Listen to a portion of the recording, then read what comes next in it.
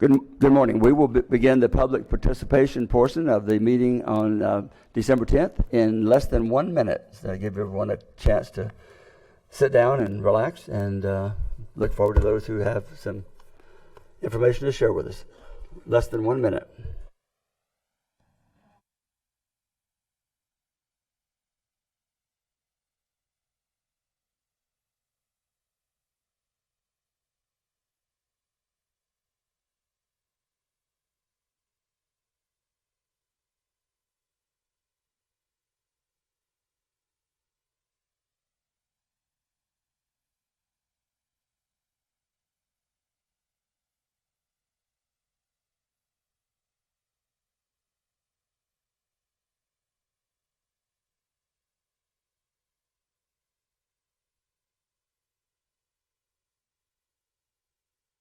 Morning.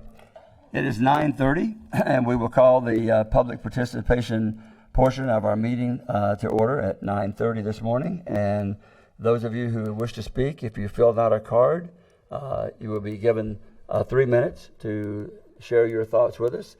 And please be courteous to those around you and those that are here as well. And we will not answer any questions. We are happy to meet with you after any meeting. Our first speaker today is Rashida Hakim.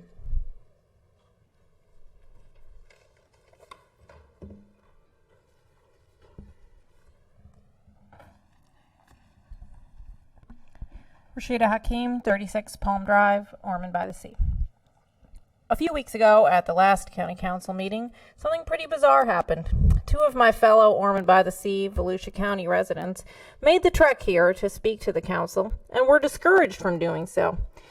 This council was elected to represent and lead us. We are your constituents, and when our leaders and representatives do not care to hear our concerns and instead insist that our concerns are being inappropriately brought to them, it is clear that understanding and acting on our interests is not a priority for some on this council. We Ormond by the Sea County residents are concerned about the actions and plans of our utility provider, Ormond Beach. The utility services of county residents should be of concern to the representatives of the county.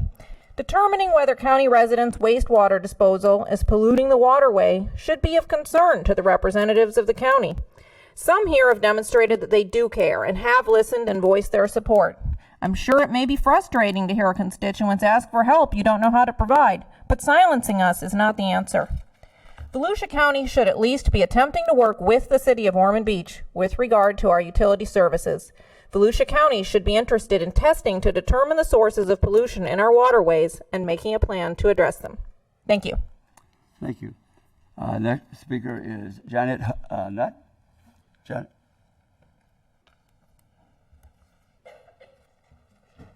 Good morning. Janet Nutt, 2587 John Anderson, Ormond by the Sea.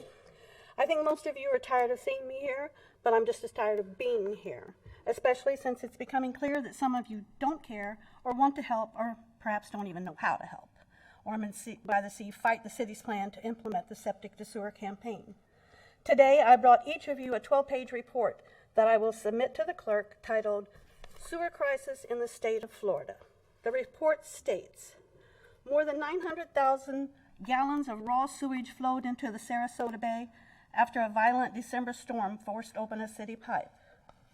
Summer rain in Daytona Beach and equipment failure in Jacksonville each promoted more than 250,000 gallons of human waste to spill from the sewers last year. In Boca Raton, a pressurized pipe gushed out nearly 50,000 gallons of untreated water waste, while another 55 gallons spewed from a manhole into nearby Bruce Creek. These sewage spillage are emblematic of failing wastewater systems across Florida, which is grappling with aging infrastructure and no clear solutions for funding a fix. During the past decade, deteriorating sewers have released 1.6 billion gallons of wastewater, much of it polluting the state's estuaries. More than 370 million gallons of what was completely untreated. Experts say the sewage has fed the blue-green algae blooms, wreaking havoc on Florida estuaries and exacerbating red tide in the Gulf of Mexico. Amid historic growth, environmentalists fear this will only get worse. You didn't hear me mention Ormond by the Sea, and that's exactly why we don't want sewers. If one of our septic systems fails, it only affects our individual yard, not millions of gallons of raw sewage flooding into our waterways. You need to help us fight this. There are over 8,000 voters in our community alone asking you to do that. Remember this. Once again, I ask you, if you are not here to help us fight for our rights as county residents, why are you here? And I'm now submitting this to the clerk for your holiday reading. Thank you. Sandra Gray? Actually, Sandra Gray.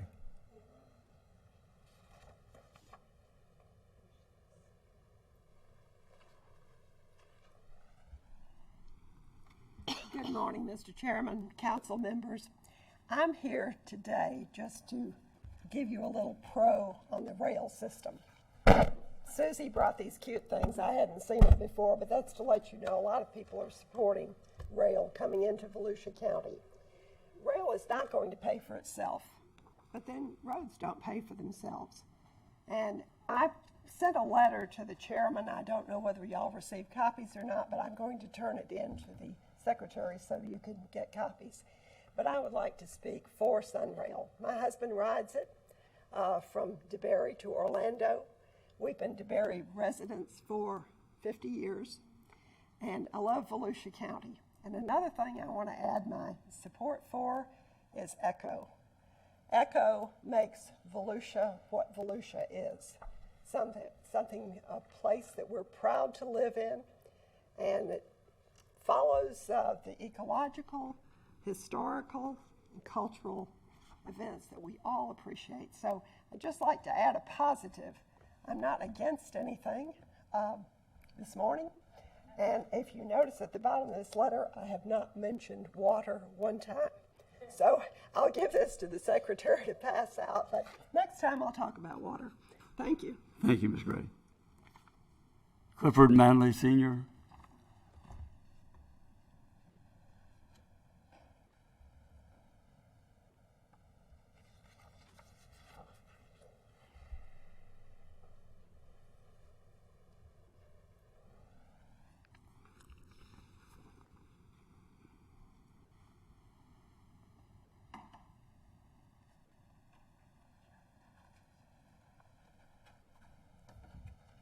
Good morning.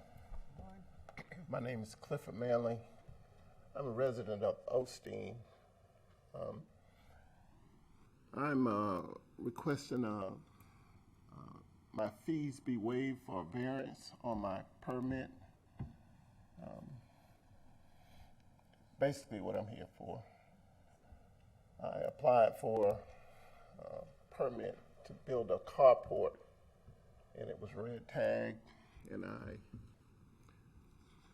was told I needed to submit a permit. I went through the process of submitting the permit and was rejected because I think I was about 10 feet too far from the property line on either side. And I understand I gotta pay fees to have a variance hearing, and I still won't be, I don't know if the variance will be granted even after I pay the fees.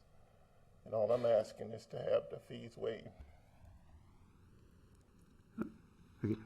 Would you state your address? You're showing here that you live in Osteen. You said that you... 522 Osteen Maytown Road. Okay. Osteen. I thought you named another city, but it is Osteen. That's the correct address. Okay. Thank you. Thank you.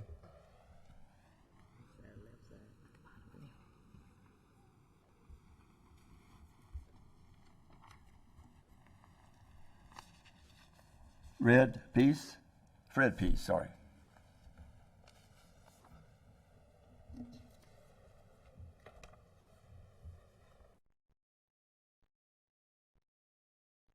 I know, huh? I'm here in support of Sunrail. We're at a crossroads where we need to make an important decision on whether or not we accept funding for continuance and extension into the city of DeLand.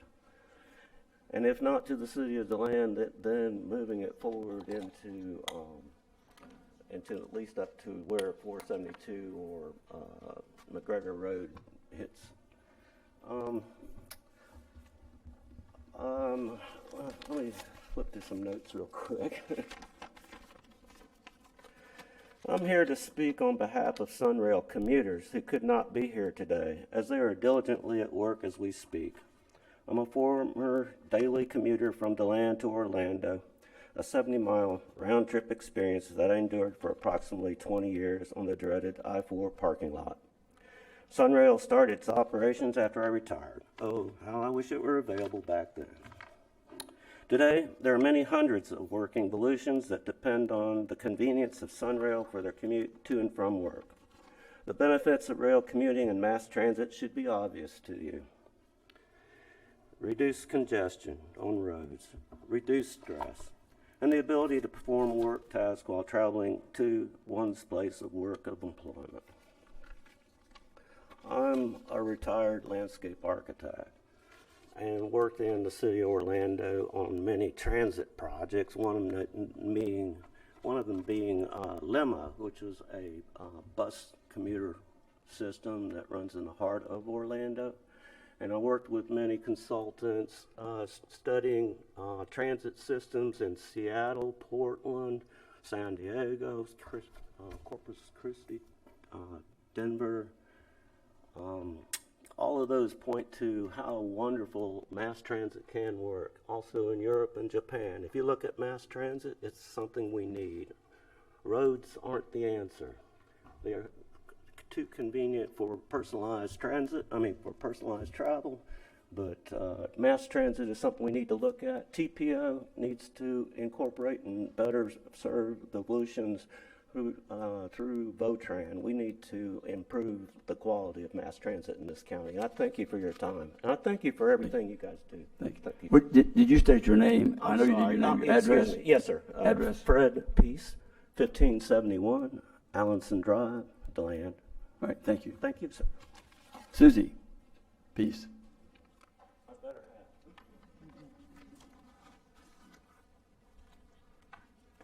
Hello, my name is Susie Peace, like peace sign. My address is 1571 Allenson Drive, DeLand, Florida. And I'm glad to be here with you this beautiful morning. Merry Christmas and Happy New Year to all of you good people. And thank you very much for your service to us in Volusia County. And I'm here to support Sunrail. I have 3 minutes and I will make 3 points, all centering around a vision. First of all, our county comprehensive plan has a vision. Let's follow it. It says in Chapter 2 under Transportation 2.1.17.7, quote, Volusia County shall coordinate with FDOT, the TPO, Metro Plan Orlando, Votran, Lynx, and other agencies to support Sunrail, statewide high-speed rail, and other potential passenger rail systems in Volusia County. So if we have a comp plan, why do we not follow it? 2, envision our county as half full, not half empty. We can do this. I mean, how do other counties do this? It costs them too. 3, envision commuter rail and make it happen. East and West Volusia can work together on this. What's good for West Volusia is good for East Volusia. We are in the Sunrail loop now, and we need to stay in it, not quit. Money seems to be the main issue, and it's huge. We need to find investors. The city of DeLand can help us find investors. We could create a task force for Sunrail. Get people excited about it. Citizens will invest if the vision is clear. If we drop out of Sunrail now, as it seems we are trying to do, investors will not seek us. If Poinciana can do this, can have Sunrail, we can too. West Volusia has the best ecotourism in Central Florida, and DeLand is a huge draw.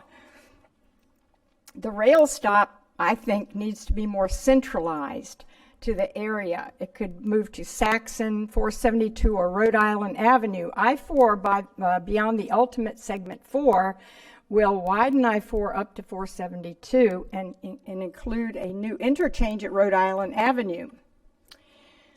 This would serve tourists as well as commuters from Deltona, Orange City, and DeLand. Low ridership at first will increase as people learn rail is available. And remember, we have tons of senior citizens in this county that like to go places without driving everywhere. Anyway, here we are in DeLand. We're meeting here in DeLand at the County Administration Center. It's our county seat.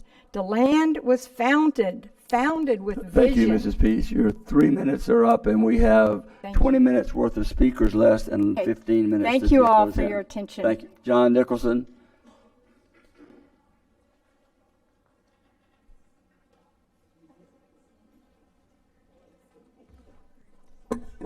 John Nicholson, 413 North Grandview Avenue. Two things. One, a clarification. On the Sunrail, if I'm not mistaken, we're doing the extension, is the debate, from DeBerry to DeLand. We are not canceling the Sunrail to DeBerry, if I'm not mistaken. Secondly, the last time I was here, I spoke about the reefs off the coast of Daytona Beach in Volusia County. If some of you have not noticed, there was a big article in the paper. Although it was a little bit fallacious and poorly written, the woman forgot the idea that we have spring and summer and fall and winter, and that the sand changes by 200 feet. So she had a picture of the middle of the summer and the middle of the winter and said, gee, we've lost sand. It's seasonal. We have lost sand. We've lost probably about 30 feet in the last 40 years I've been here. I walked off the beach the other morning. It's still 350 feet of sand at low tide. It's plenty of sand. But regarding the reefs, I happened to run into somebody on the boardwalk who was an expert from New York City, retired engineer from up there, and his profession was building reefs and protecting New Jersey and New York. And he said he's heard of those sandbags, and they do work. They're fantastic. He says the only problem with those is what happens to the areas beyond you. And that's true. The shores and whatnot will have a difference of things. So we have to work that out. But they do 4 or 5 different things. One, it'll give you 200 or 400 year-round extra sand on the beach that never goes away. 2, the dunes will protect the uplands. We still have 4 hotels in Daytona Beach from Matthew that have still not come back online. Fishing, it would increase fishing, surfing, and free is a good price. There's a system that would cost $20 million or $25 million off the coast of the city of Daytona Beach that would be absolutely free, and free is a good price. And I believe the state of Florida asked you, because now we are really believing in global warming, that it does exist. I'm not quite sure on either extreme, but it does happen, whether it's all from mankind or whatever, it is existing. If we can prevent it, our little patch of woods, because I was in Miami when they lost their beach. They have to ship it in at millions and millions of dollars every year. We don't ever want to go through that. This is a free way of getting our beach to stay our beach and our tourists. Thank you very much. Thank you. Harry Pulpakwa.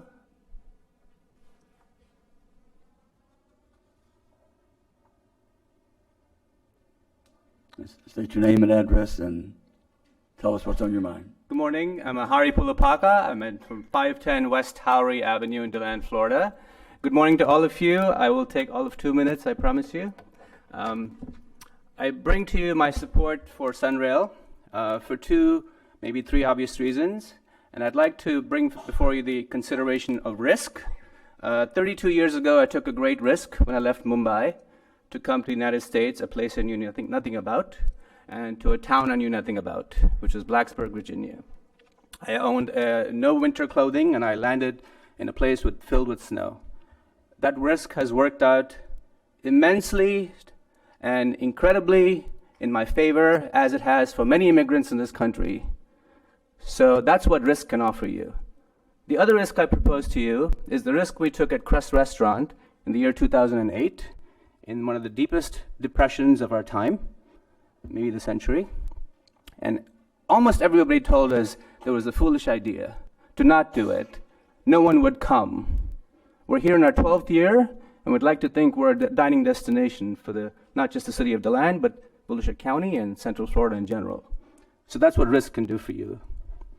And last but not least, in an obvious way, I'd like you to think, as former President John F. Kennedy thought himself, do it not because it's easy, but because it's hard, and leave a legacy you should be proud of. Thank you. Mayor Bob Apgar.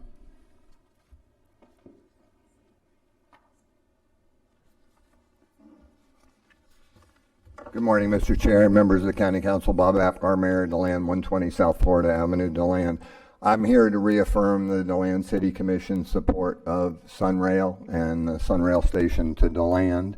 I want to talk a little bit about history in a moment, but while the Commission and myself personally understand the dilemma and the costs and expenses that are related to Sunrail, which have continued to grow, I would submit to you that if you fast forward 20, 25 years, the costs are even going to be more significant to Volusia County and all of us. From a historic perspective, DeLand and the County Council have had a good working relationship. With the advent of Sunrail, we spent considerable time at the staff level and in both elected bodies working on the transit-oriented development in and around the DeLand Sunrail station. While it was mainly a staff effort, a lot of time and expense went into that. The second thing I want to remind the County Council of is the Super Stop intermodal transportation facility in downtown DeLand. One, that was an earmark from Congress that Congressman Micah obtained to bring, an interim stop to DeLand. Interim in the sense that it would serve the DeBerry station, but it was located in such a place that it was a straight shot out Euclid Avenue and then easier to get to the Sunrail station. The grant was $1,721,000 for construction. There were 11 parcels acquired for that station, demolition costs, relocation expenses. The total expense for the land was $1,073,000, of which the city of DeLand funded $573,000.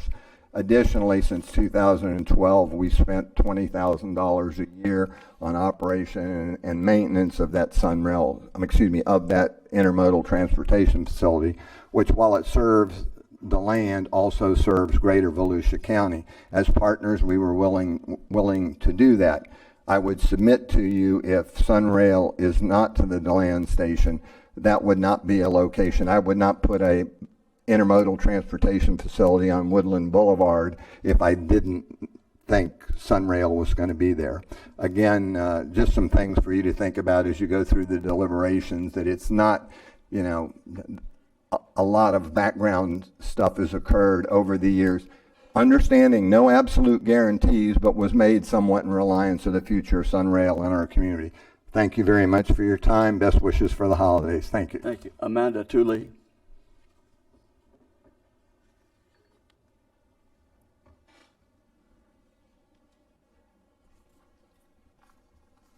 Good morning. My name is Amanda Tooley. I'm at 710 West May Street, DeLand, Florida.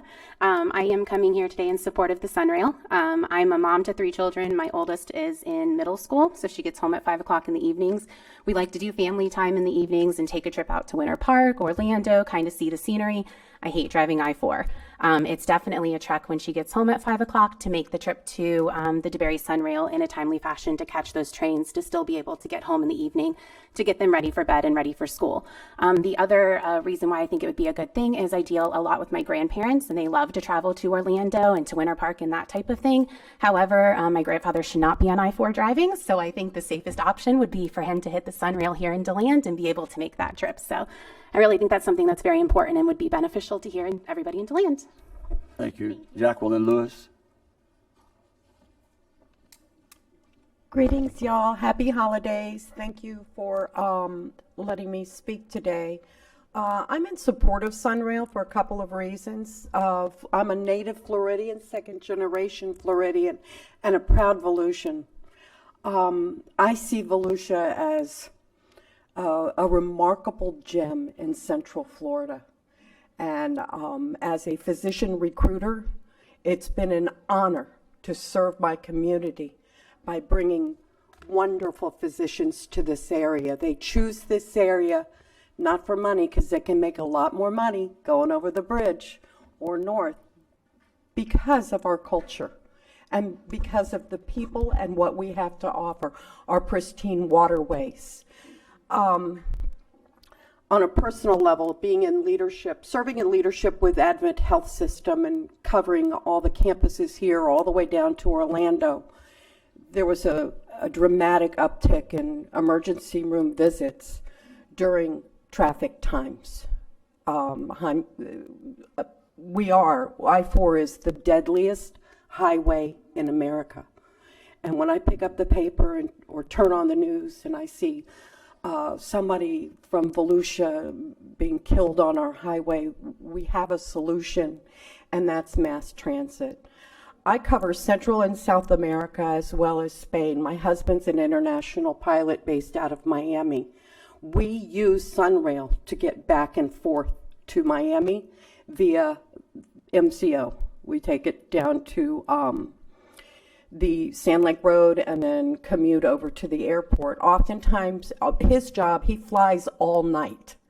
So he's got to work his way back up from Miami to MCO, get on the train and come home. Oftentimes, I fly all night. It's the safest way for us to get to and from. Every time I get on the Sunrail, it is packed. It's clean, it's comfortable, it's efficient, and it's safe. And I see families every day struggling to get back and forth to higher paying jobs in Orlando, nurses and caregivers struggling to get back and forth to improve their lives so that they can build a better life here. And we have this challenge of mass rail transit.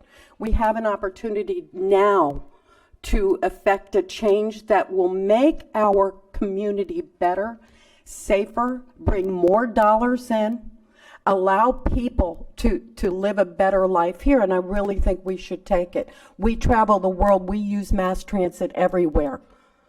I'm not sure why we haven't taken the step to do that here, and I ask you to please keep our community safe, make us a better community by bringing Sunrail here. Thank you.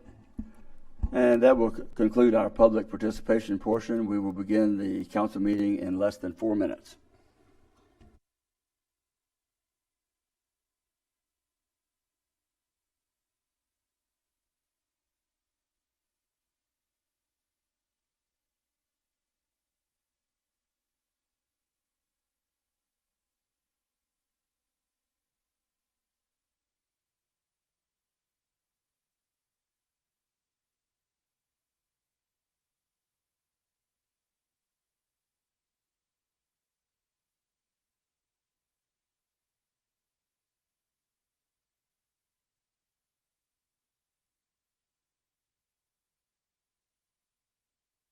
To go back.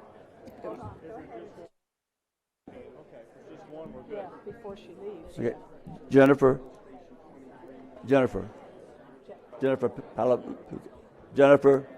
are you still here? Your card was put on the bottom of the stack.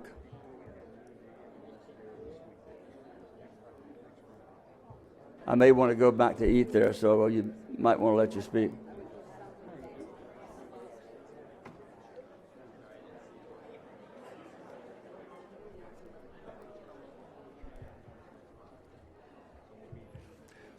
We're going to take one more speaker if she can get through. Sorry about that. Your card was placed on the bottom, so apologize for that, Doctor. Jennifer Pulapaka. Good morning. 510 West Howery, DeLand, Florida. We have one more speaker. Sorry about that. Real quickly. So I'm a physician. I also own a restaurant with my husband. You heard him speak earlier. I want to talk about the business side and the spinoff that we get. So as a medical practice, we use the Sunrail all the time, but we make the mad dash from DeLand to DeBary. When I clear out my office with my team, we have to jump in the car. We have to spend the next 25 minutes to a half an hour, sometimes 45 minutes, rushing to DeBary. And it's a constant battle. It's not just our battle, it's what everybody goes through. We always talk about infrastructure in our community, and we really talk about how congested the trip between DeLand and DeBary, Orange City has gotten. When I first started my practice, I originally went to Fish Hospital. And I did my residency and I was down in Miami, so I've dealt with traffic all my life. I used to be in the car for about an hour and a half to 2 hours each way going to Miami. When I got to Fish, the traffic started to increase more and more. So finally now I take that princess moment and say, you know what, I can't drive all the way into Orange City. That is 25 minutes to 45 minutes to get from DeLand Hospital all the way over to Fish Hospital. That's a lot. That's why we need the Sunrail. We need this infrastructure to commute small businesses to small businesses, have growth, have spinoff, go back and do the things that we do in the evenings, which is enjoy ourselves, take time to participate in other communities. So for safety and for community growth, not just with ours, but with our surrounding neighbors, I think it's best to support the Sunrail. Thank you. Thank you. And now it is 10 o'clock, and we will call the meeting of the December 10th meeting of the Volusia County Council to order. At this time, we will have the invocation given by Rabbi Bruce Tucker, followed by the Pledge of Allegiance. I'm going to ask council if you'll stand with me.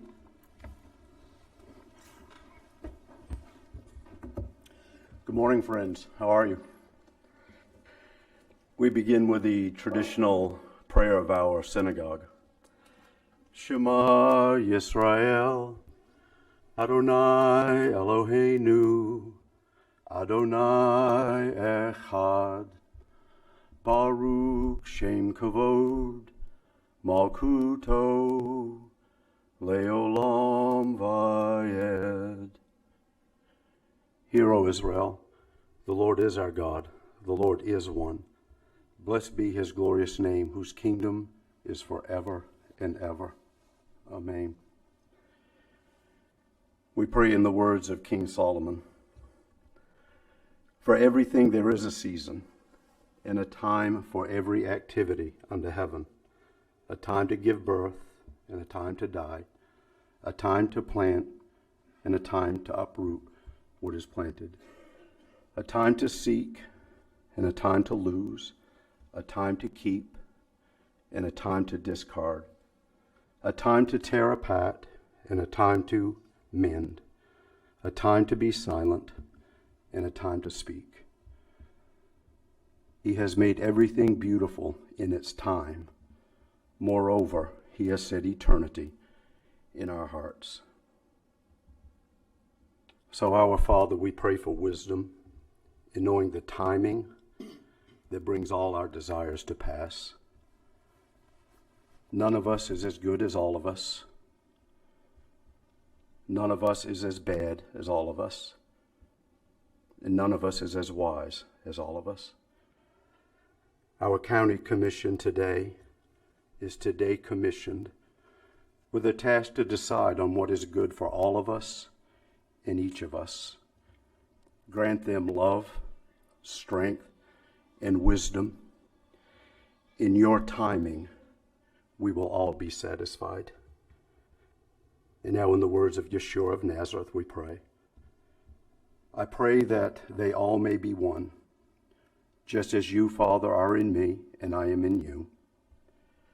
So also may they be one in us, so the world may believe that you sent me. The glory you gave to me, I have given to them, that they may be one as we are one. I in them, and you in me, that they may be perfected in unity, so that the world may know that you sent me, you loved me, and you have loved them. And now we conclude in the words of our synagogue. Ushamo, Ushamo, Ushamo echad. Bayom hahu, Yehyeh Adonai echad. Ushamo, Ushamo, Ushamo echad. And in that day, the Lord shall be one, and his name one. And let us all say, Amen. I pledge allegiance to the flag of the United States of America and to the republic for which it stands, one nation, under God, indivisible, with liberty and justice for all.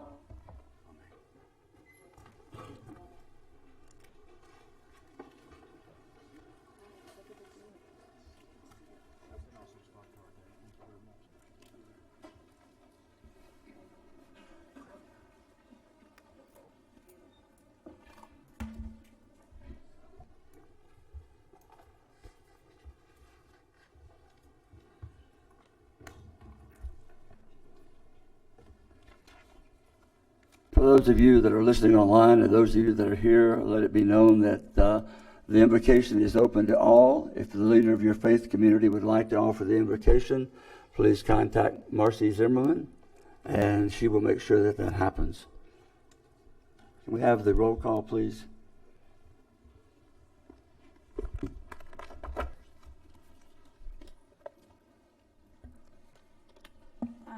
Dr. Lowry? Here. Miss Post? Here. Miss Wheeler? Here. Miss Denise? Here. Bertman? Here. Mr. Johnson? Here. Mr. Kelly? Here. Okay, we'll move to the comments on the consent agenda. Does anyone wish to comment? George? Just that staff would like to withdraw MM. Item MM is withdrawn. Anything else? I have a motion to approve the consent agenda absent item MM. So moved. Second. Motion made by Gertman, seconded by Post. Any objection to the motion? Hearing none, the motion passes unanimously. I'm sorry? What MM is? Yeah, item MM was the traffic, I believe. Yeah. Item MM was pulled for additional studies, the adjustment to the speed limit on Taylor Road from US 1792 to Martin Luther King Boulevard. So that item has been withdrawn for the time being. Correct. We need to do more studies, and we just need that time to do that. Thank you. Okay, now we'll move to item number 2. George? Yeah, Mr. Chair, as Kevin's walking down, it's my honor today to bring forth for your confirmation our new accounting director, Joanne Drury. Morning, Mr. Chair, honorable members of council, Kevin Captain, Interim Community Information Director. Agenda item 2 is the confirmation of appointment of Joanne Drury as accounting director, and County Manager George Rachtenwald will provide you with Ms. Drury's background. We're very happy today to have Ms. Drury. She has come to us from Lake County. She has extensive accounting experience over in Lake County Clerk of the Courts. She served for 12 years, most recently as their accounting director since 2015. She's managed the accounting staff, directed financial activities of both the Clerk of the Court and the Lake County Board of County Commissioners. Prior to that, she's gained government experience as the budget manager for Lake County Board of Commissioners. She's also been a support services director for the Collier County Board of Commissioners, where she also worked as the finance director for the Airport Authority and controller and accountant for the Clerk of the Courts down in Collier County as well. So she's extremely experienced, and we're very, very lucky. She holds a bachelor's degree in accounting from Barry University in Miami, and she's a licensed CPA in the state of Georgia and a certified government finance officer. So we're very happy to have Ms. Drury here today, and I present here for your confirmation. Okay. We need a motion to Move approval. approve Joanne Drury as the acting accounting director. Seconded. A motion made by Post, seconded by Lowry. Any discussion? Any objection to the motion? You are hereby appointed. Congratulations. Welcome. Thank you. Thank you very much.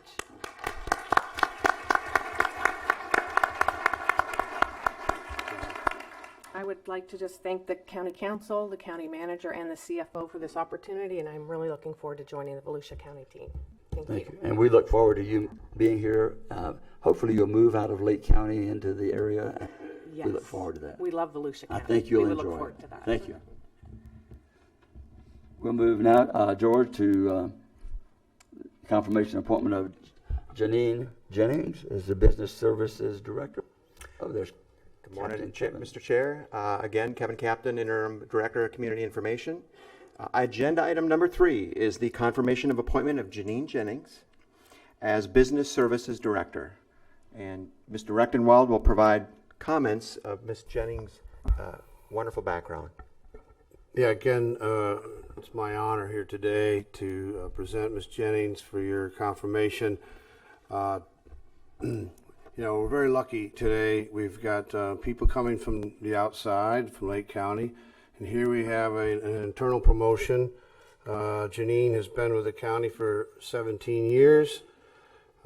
She has extensive government procurement experience. She's worked her way up from purchasing agent back in 2002 up to where she has been the director of purchasing and contracts since February 2010.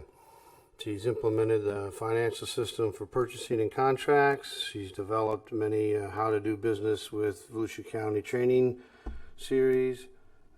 She's provided and trained and just recently retrained all of our county employees that are involved in procurement and especially in some of the more complex RFPs.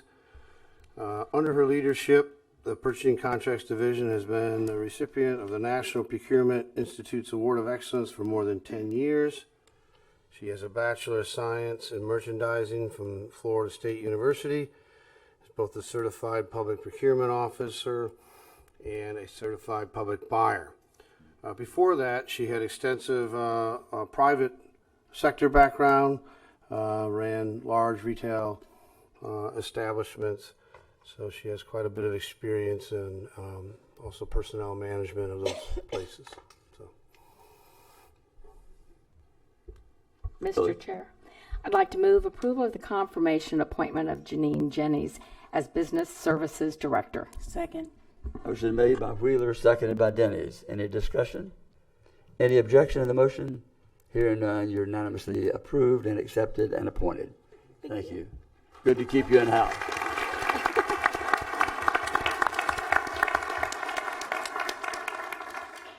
I also want to thank the County Council for your support and confirmation. I will do my best to live up to the expectations of the position.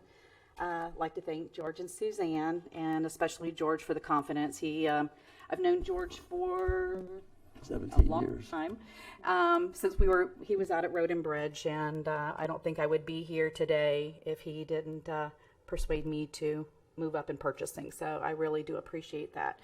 And finally, thank you to my peers and to the purchasing and to my family. I have my sister and my daughter here with me today. Really, I have a bunch of cheerleaders, and they make coming to work every day just an experience and make you want to do your best. So thank you very much. Thank you. Well, their cheering of you is well deserved. Thank you. And I'm sure they would agree.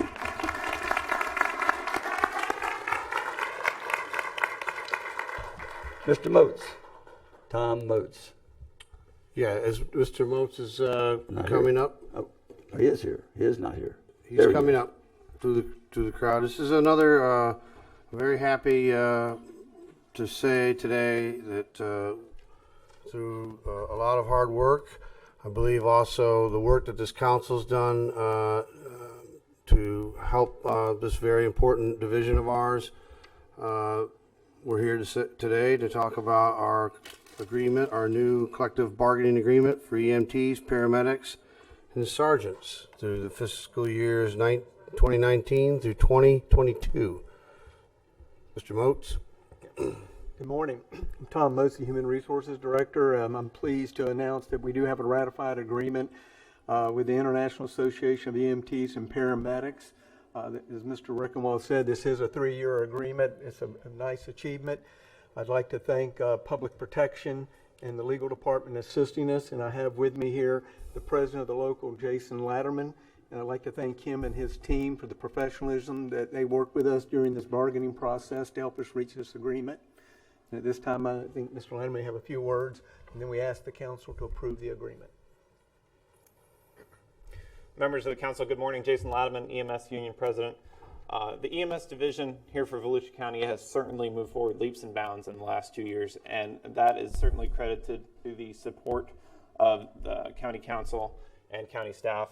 And we hold that this agreement is going to help our division remain competitive as we see qualified, high caliber candidates come into the workforce. We think that the provisions in this agreement will help not only attract but retain those individuals that will help make our division better. So for that, we thank you for your support, and we look forward to working with you all into the future. Thank you. Billy? Yeah, thank you, Mr. Chair. I would like to make a motion to approve the IAEP collective bargaining agreement for EMTs, paramedics, and sergeants for fiscal year 2019-2022 through 2022. Second. Motion made by Wheeler, seconded by Denny's. Any discussion? Any objection to the motion? Hearing none, the motion passes unanimous. Thank you, Tom. Thank you. Great job. All the hard work. Thank you all. We'll move to item 4, and this is a public hearing. We will open the public hearing at this time. Get the staff report.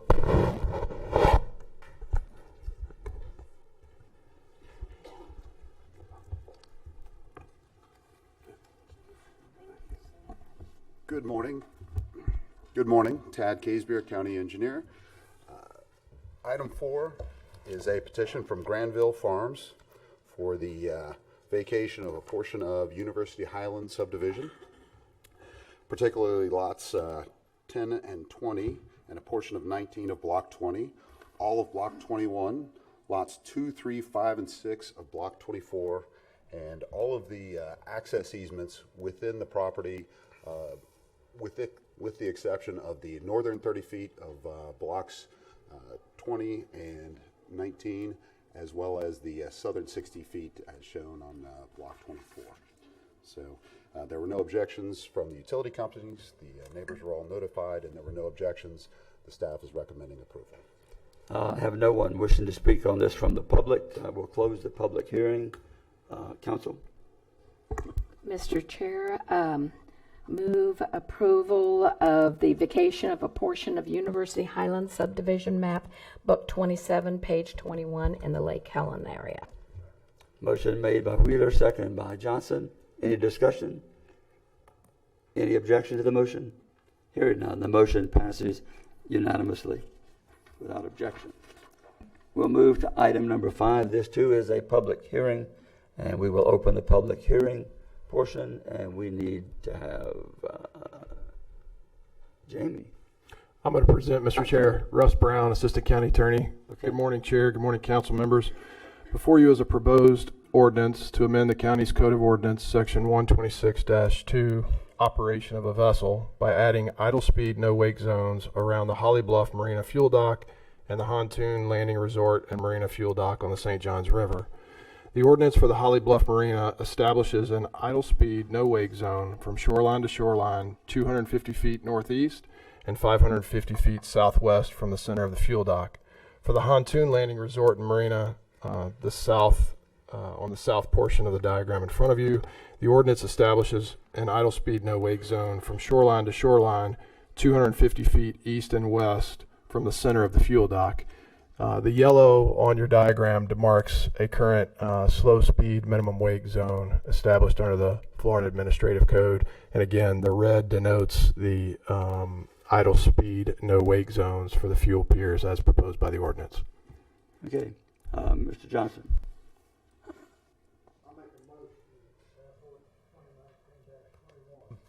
Amending County of Volusia Code of Ordinance, Section 126-2, operation of vessel by adding an idle speed, no wake zones for Holly Bluff Marina Fuel Dock and Pontoon Landing Resort and Marina Fuel Dock. Second. Motion made by Johnson, seconded by Lowry. Any discussion? I want to thank you, Ben, for bringing this to our attention several months ago. And without objection, the motion passes unanimous, and the public hearing, since we had no one to speak, is closed. We'll move to item number 6. This too is a public hearing. Public hearing is now open. We need to have the staff report from Mr. Eckert. Good morning, Mr. Chair and Council. This is a public hearing on the issuance of the bonds by the county for the benefit of the, it's a conduit financing for the benefit of Medical Center of Deltona Project Series 2019. This finances the hospital in Deltona. That the public purpose is obvious. I think it's obvious, but that your duty right now to hear any public comment that would be had. There's a team from Halifax that would be here to explain the project. I think you may be interested in hearing. I think it's a very unique approach to this. Eventually, though, it'll be a joint venture of a subsidiary of Halifax and UF Health. We've distributed, since the agenda item was submitted, we've distributed a new Exhibit A, which is the trust indenture, and that actually just clarifies the county's responsibilities so as to make it clear how minimal our responsibilities are in a way with regard to the taxability of the bonds, what our specific duties are. This is what needs to be said, although it's in the record, is that the county is not responsible, never will be responsible for the payment of these bonds. These are revenue bonds, and we're also indemnified under the agreement, so we will not incur expenses. This is a unique project. It provides a public benefit, and after hearing the public, I recommend your approval. I think you might enjoy actually taking a few minutes and hearing the approach from Halifax, but that's at your discretion. We have a team here. If they're here, I don't see them unless they're all in red. I'm probably not. They're all hidden from your view. They're all hidden. If someone from the team would like to come and, I don't know who's going to address the council. oh, I see the team. Yeah, we're on the bench. Good morning. We were hiding. Yes. Kelly Quietek, Randy Clement, Grant Oslin. This is the team from Halifax, and thank you for hearing us today. It is a unique project. Several Just years. for the record, tell us who you are. I'm sorry, I'm Eric Pebber with Halifax Health, CFO, Executive Vice President. And we've had a lot of support from the community asking us several years back to bring more healthcare services to the city of Deltona and then the surrounding area. And as such, we put forth a strategic plan to investigate what was needed. And what was needed was quite a bit of healthcare services, including a hospital. We started with an emergency room that's been open for a couple years. And now in February, a hospital, a full-service hospital, would be opened. And as such, we needed a conduit, a financing mechanism, and the county, you all offered up that as an opportunity, and we hope that with your support today that our financing will be moving forward. If you have any questions about the project, it is about 200,000 square feet of facility, and it'll generate in the first year about $40 million worth of revenue, which will support over 120 new employees to the area. So definitely an improvement in economic development as well as healthcare services. Ms. Wheeler? Thank you, Mr. Chair. I would like to make a motion to approve the resolution finding public purpose for County of Volusia Revenue Bonds Medical Center of Deltona Project Series 2019 to finance a general hospital and approving issuance. Second. Motion made by Ms. Wheeler, second by Ms. Gertman. Public participation is now closed. Any further discussion? I did have a question. Okay. Can you explain the uniqueness of this so we can get that on the record? Grateful to have you in the area for West Volusia services. Sure. I'm not exactly sure the uniqueness that Mr. Eckert was referring to, but from our perspective, the partnership with the City of Deltona asking us to come to the community, and then also the partnership with UF Health. It'll be a 50-50 partnership whereby UF Health physicians and also Shands Hospital will be bringing resources to the community and accessing, the highest level of care available in the state, right here in Volusia County. Thank you. Okay. Any objection to the motion? Hearing none, the motion passes unanimous. And thank you, Eric, for sharing your name. Thank you. We'll move now to item number 7. And item 7.2 is a public hearing. And we'll call Mike Dyer, maybe.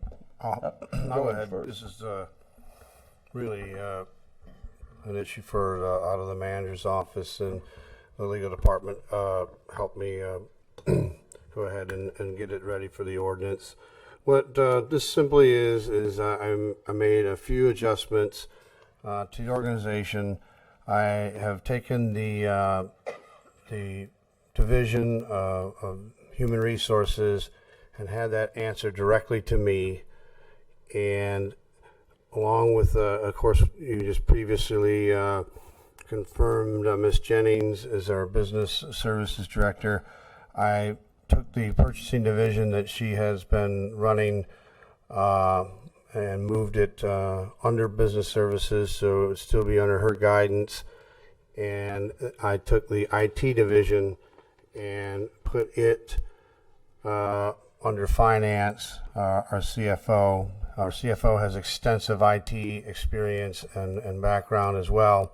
So just kind of lining up some of the talents that we have and putting the divisions underneath the leadership with that particular talent.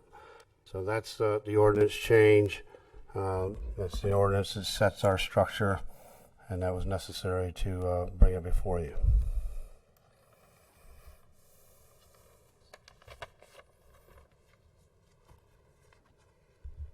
Ms. Davies. Thank you, Mr. Chair. Oh, wait, I have public comment. Yeah. John Nicholson.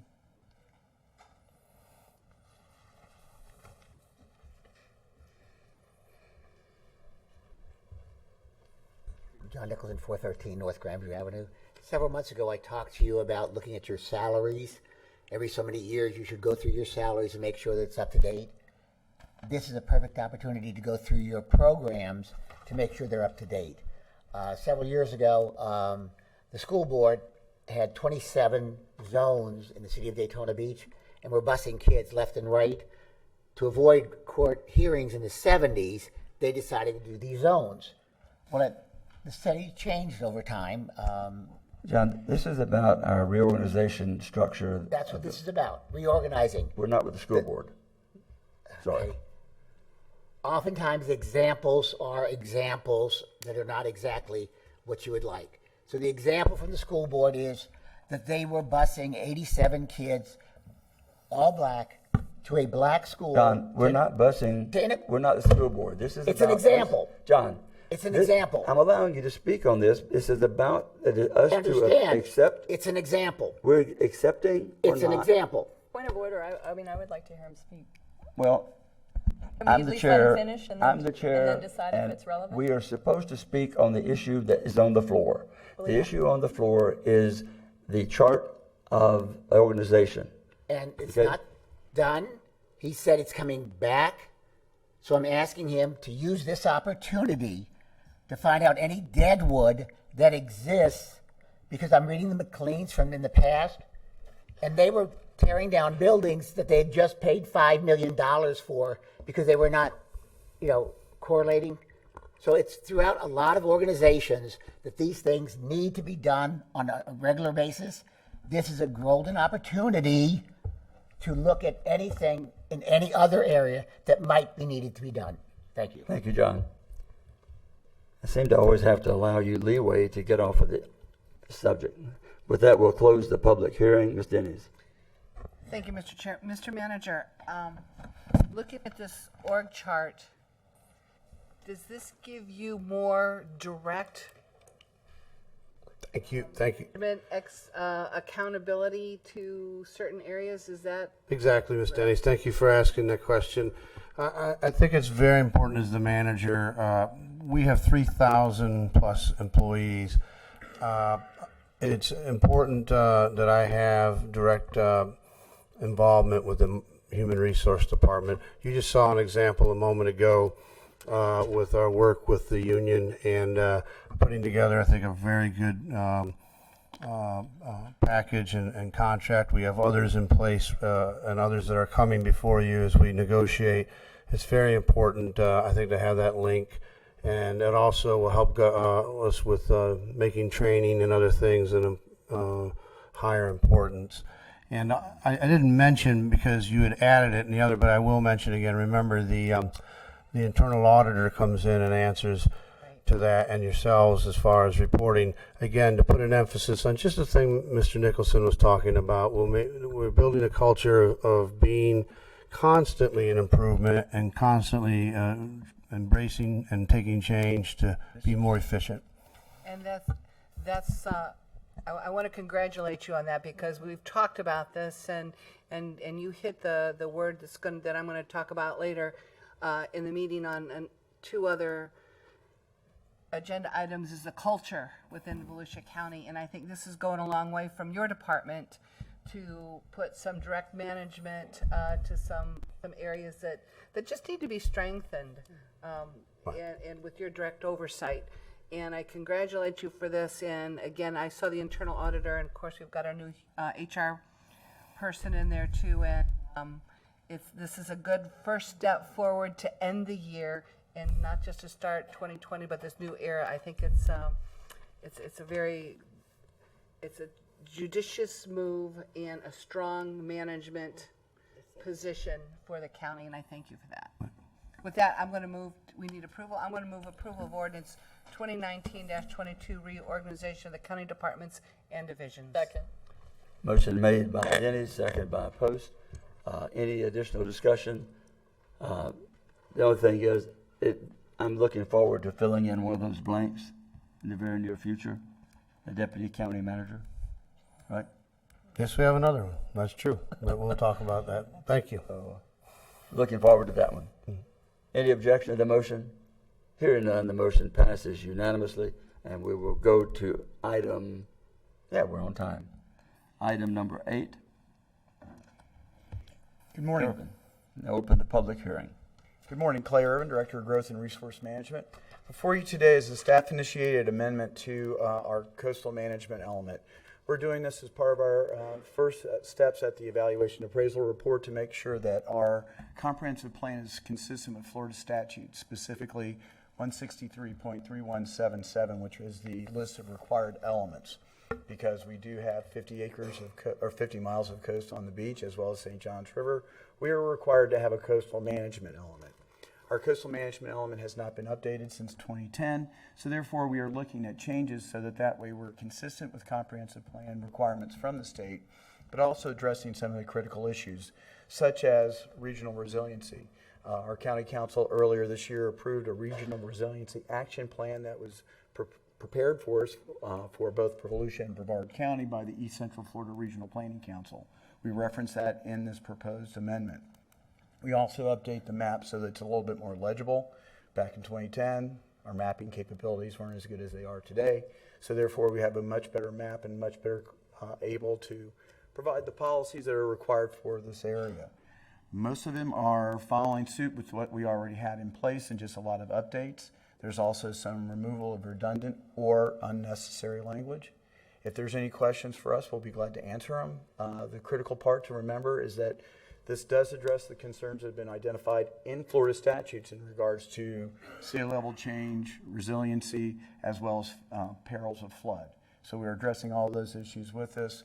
Once this is transmitted to DEO, there'll be a review period. Typically, it takes about 60 to 90 days. It'll be back for adoption. So this is not the final action on this particular item, and it will go through review at the state level as well as the Regional Planning Council.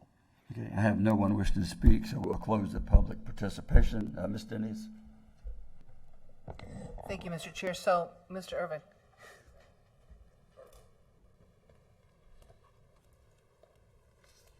Yes, ma'am. So this basically is internal housekeeping procedures just to keep us aligned with the current state statutes and the changes in ordinance, correct? Yes, ma'am. And it also references the Regional Resiliency Action Plan. So, and then you reference it goes to the Department of Economic Opportunity. So they set it up, we come down here, we conform, and then we send it back to them for their approval. So we're basically just following the flow chart that we're required to do with this. So we're not. Yes, ma'am. We're not adjusting anything because we choose to. We're doing this because we're mandated by law, right? Yes, I think this is that, what, those 2 4-letter words, home rule, that they tell us what to do, we do it, then we send it back to them, they say, okay, it's good. Yes, ma'am. Okay, just check it out. With that, I'm being very facetious. I'm not sorry for that. I'm going to make a motion to approve ordinance 2019-20, case CPA-19-002, transmittal hearing for the amendment to comprehensive plan coastal management element appendix 1 and reference future land use element. Second. Motion made by Dennis, seconded by Wheeler. Any discussion? Any objection to the motion? Hearing none, the motion passes unanimous, and we will move to item number 9. This too is a public hearing, and we'll open the public hearing portion. And here's Clay Irvin. Once again, good morning. Clay Irvin, Director of Growth and Resource Management. Before you today is an application to rezone approximately 39.7 acres located at Euclid and Ridgewood near the city of DeLand. The subject property has 2 different parcels. One's 30 acres in size, one's 10 acre size approximately.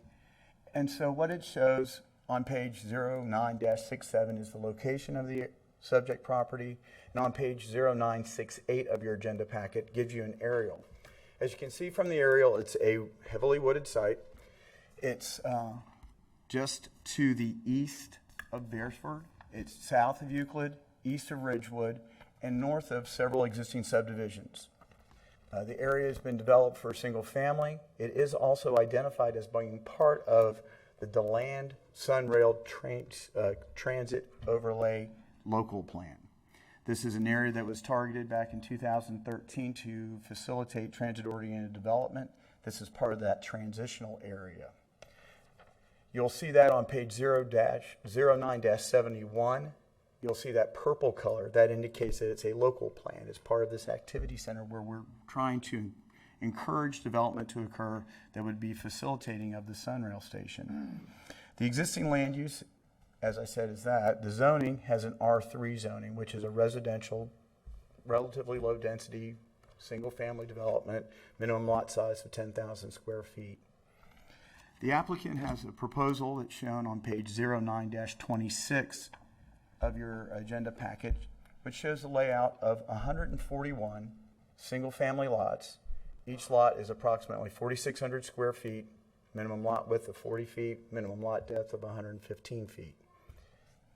The subject property has to be rezoned to PUD in order to accommodate this.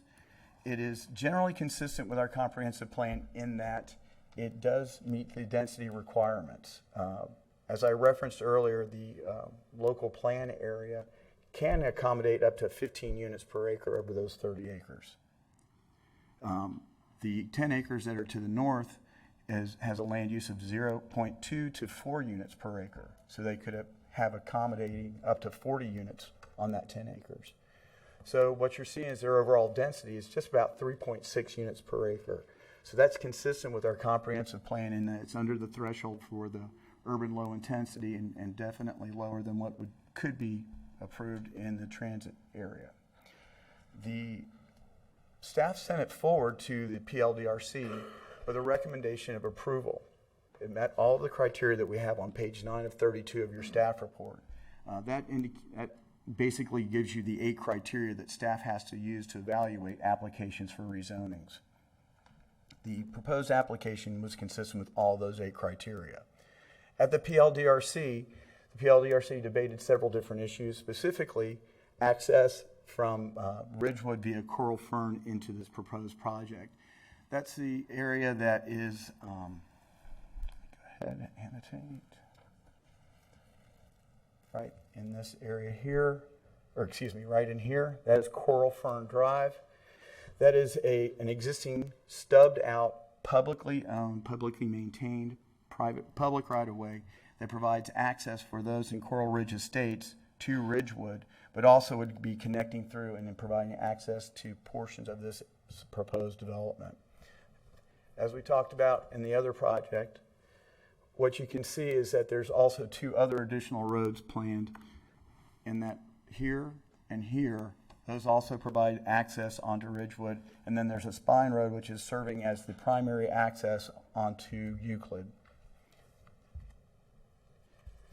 The residents off of Coral Fern came and expressed some concerns specifically about safety, traffic, not only here on their roads, but also at the intersection of Euclid and Ridgewood. They identified a concern with speed, accidents, those types of things. The PLDRC members debated the different issue and ultimately did not make any changes in the conditions, but did identify to staff that we needed to work out the issues with the applicant before it came on to County Council. And so we have reviewed it. From a staff perspective, we cannot recommend closure of Coral Fern Drive. It is permanently stubbed out right now to the west of their existing development. It was intended to provide access onto this property because we have very specific policies in our comprehensive plan that include the requirements for connectivity between neighborhoods. One of the critical things is that we have this basically grid system being established so that way we're not relying on our collector and arterial roads to be the only way that people can get around our towns and our areas. So what you're seeing is that from a staff perspective, we believe it's necessary to keep this open and be able to provide connectivity between Ridgewood and this proposed development. The other issue that came out of the discussion subsequent to the PLDRC was the concern about compatibility. Later on, you'll have a presentation by some of the residents who are concerned with, first of all, the size of the lots and the proximity of the lots to their existing development. The applicant has proposed basically between a 25 to 35 foot buffer between some of these properties. And this exhibit kind of gives an idea of when you look at the black and white plan, you don't understand what they're talking about, but when you start putting some of the colors to it, you'll see that what we have is a buffer that is going to remain treed along both what would be the north and west side of the Ridgewood Estates development.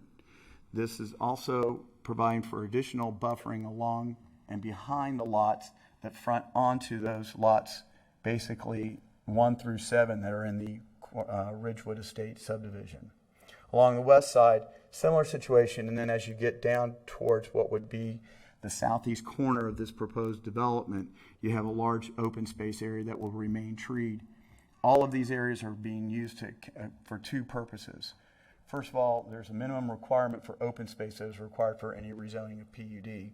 Second of all, there's a requirement for tree preservation areas. So that's why they're able to provide these buffers adjacent to these existing residential developments.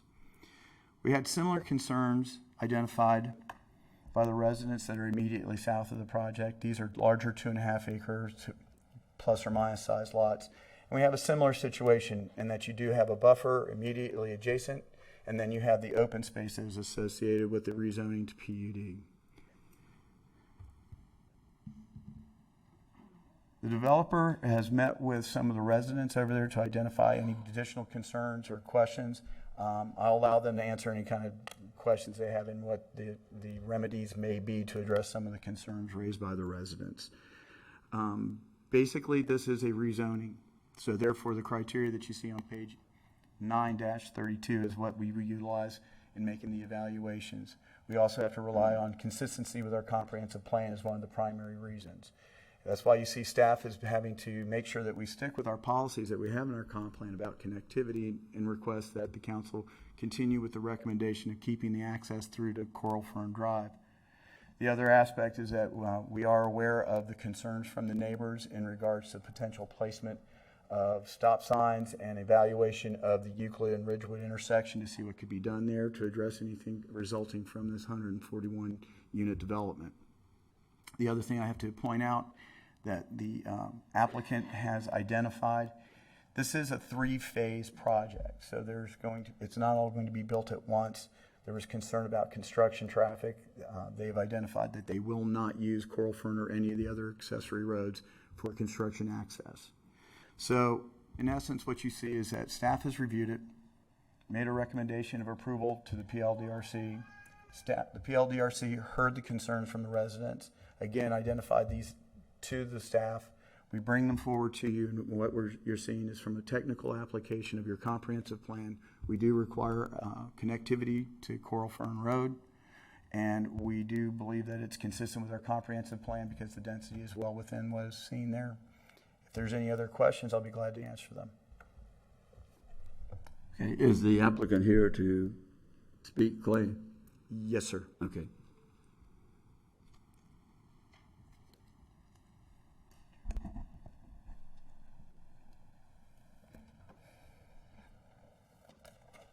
I will let you speak, and then we're going to have the public comment, and then I will give you a redress as needed. Much appreciated. And good morning, Council. My name is Michael Woods, law firm Cobb Cole, 231 North Woodland Boulevard. Here today on behalf of the applicant for this project, this Pelham Estates PUD. Clay's presentation does a pretty good job of summarizing how we've gotten here thus far. And the staff report gets into the technicalities of what we are required to provide and what we have met under your code provisions for this PD amendment. All that being said, there is some of the details that we wish to kind of address with you today, specifically the Coral Fern Drive and the concerns of the neighbors. Just to kind of go through the very basic elements, because I think we will talk a little bit about the nature of how we have clustered our subdivision, why we have the 40-foot lots, what the trade-offs are with that. But know first and foremost that we are within the allowable density. And we are in that transitional area, and Clay was right to point that out under the sunrail, but we're not relying upon any of the incentivization that comes with that oriented development. It could be developed at a much higher level, but we're still relying on the underlying ULI density of no more than 4 units an acre, and we're within that. How we've aligned it is probably what the conversation is going to be about today, but we think that too is in keeping with what your policies have been adopted and on the books for quite some time with respect to clustering in exchange for more usable open space, and I'll get into that very, very briefly. But first and foremost, I want to kind of address the neighbors' concerns because there were a number of neighbors that came out at the PLDRC, and we have met with representatives with the HOA last week as well. We did not address the full HOA, so there's conversations that are still there between them. I'd like to hear what everyone has to say and be able to address it. But the big issue, obviously, is the connection to Coral Fern. And I do understand where staff is coming from on the connectivity and the policies. The rebuttal I would say to that, and I guess if you can pull up 09-26, it's the site plan for the project, if you have it in front of you, just so that you can kind of see the network that we have. Yes, there was a road that was planned for Coral Fern to connect through, but you effectively have 2 very similar roads just to the north of it, servicing the same activity. From the developer, from the applicant's perspective, if Coral Fern connection has to go away, we're absolutely on board with that. If that's something that is able to address, and thank you, that one works just fine. So you see that you have 2 east-west roads right there that connects onto Ridgewood that satisfies that connectivity. Personally, we'll talk about the benefits we have on that west side with the park area. That's providing for our neighborhood, but accessible to anybody. But if Coral Fern doesn't want to come through into our neighborhood, we're not here to fight to say that they have to, and vice versa. That being said, if Coral Fern remains, we have also specified that we won't connect it until phase 3, and at no point will any of our construction vehicles roll through there. We have access via Euclid and then the other roadways that we have on Ridgewood to handle that. The other element that we talked about was obviously buffering and landscaping. And there should be a memorandum that we sent in to the HOA reps and also copied to Clay to kind of summarize the conversations we had last week. And I just wanted to kind of outline what our understanding was of the neighborhood's concerns and what we were supportive of. Again, we talked about the coral fern connection. We're okay with that going away. And then if it doesn't, what other restrictions we have. By closing the Coral Fern Drive connection, we're also able to reallocate our pump station a little bit farther away from the adjacent property. Right now, that pump station is just south of the Coral Fern stub out, and it just allows it to come a little bit closer to our spine road. There's adequate buffering around there already. It just provides more buffering. We also really wanted to talk about the transitional buffering. And I have my own personal issues about buffering between residential subdivisions. I understand residential to retail, retail to industrial. I sometimes get concerned about us protecting neighbors from neighbors. But that being said, we are providing very robust landscaping to recognize and accommodate the fact that this existing subdivision is 85 foot wide, and our lots that are adjacent to them are 40 foot wide. To our boundary that is on the north edge of Ridgewood Crossing, we have provided in that memo the nature of the landscaping. The tree growth there is a little sparse, so we have agreed to supplement that substantially and provide that plan to the HOA at construction for their sign-off. So that's going to be very lush landscaping there.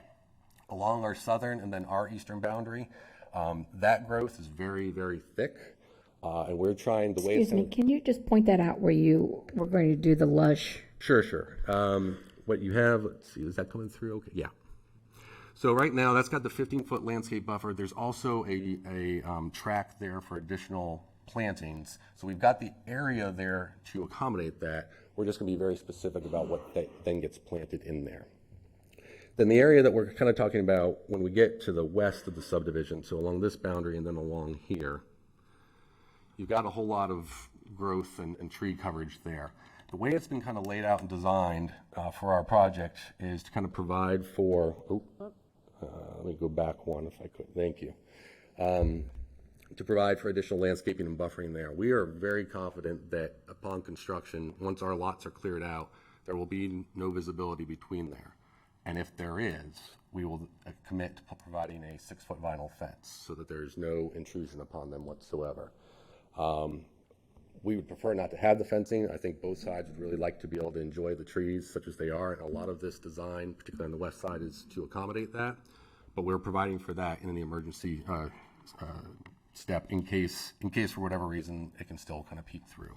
So those are the conditions that we've agreed to and transmitted over to staff coming out of the meeting with the HOA members. The other element I want to kind of touch upon is the nature of the 40-foot lots. Yes, this is going through a PD, but there are provisions that are in the code under the straight zoning that allows for cluster subdivisions.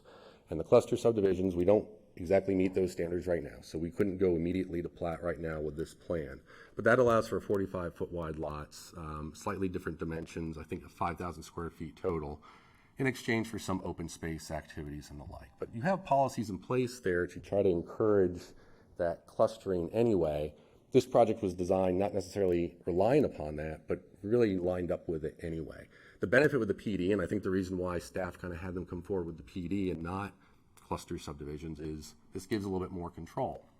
You get to see this. There is this conversation. We get to outline details such as Coral Fern Drive. Is that an issue? You have discretion. How do you address that?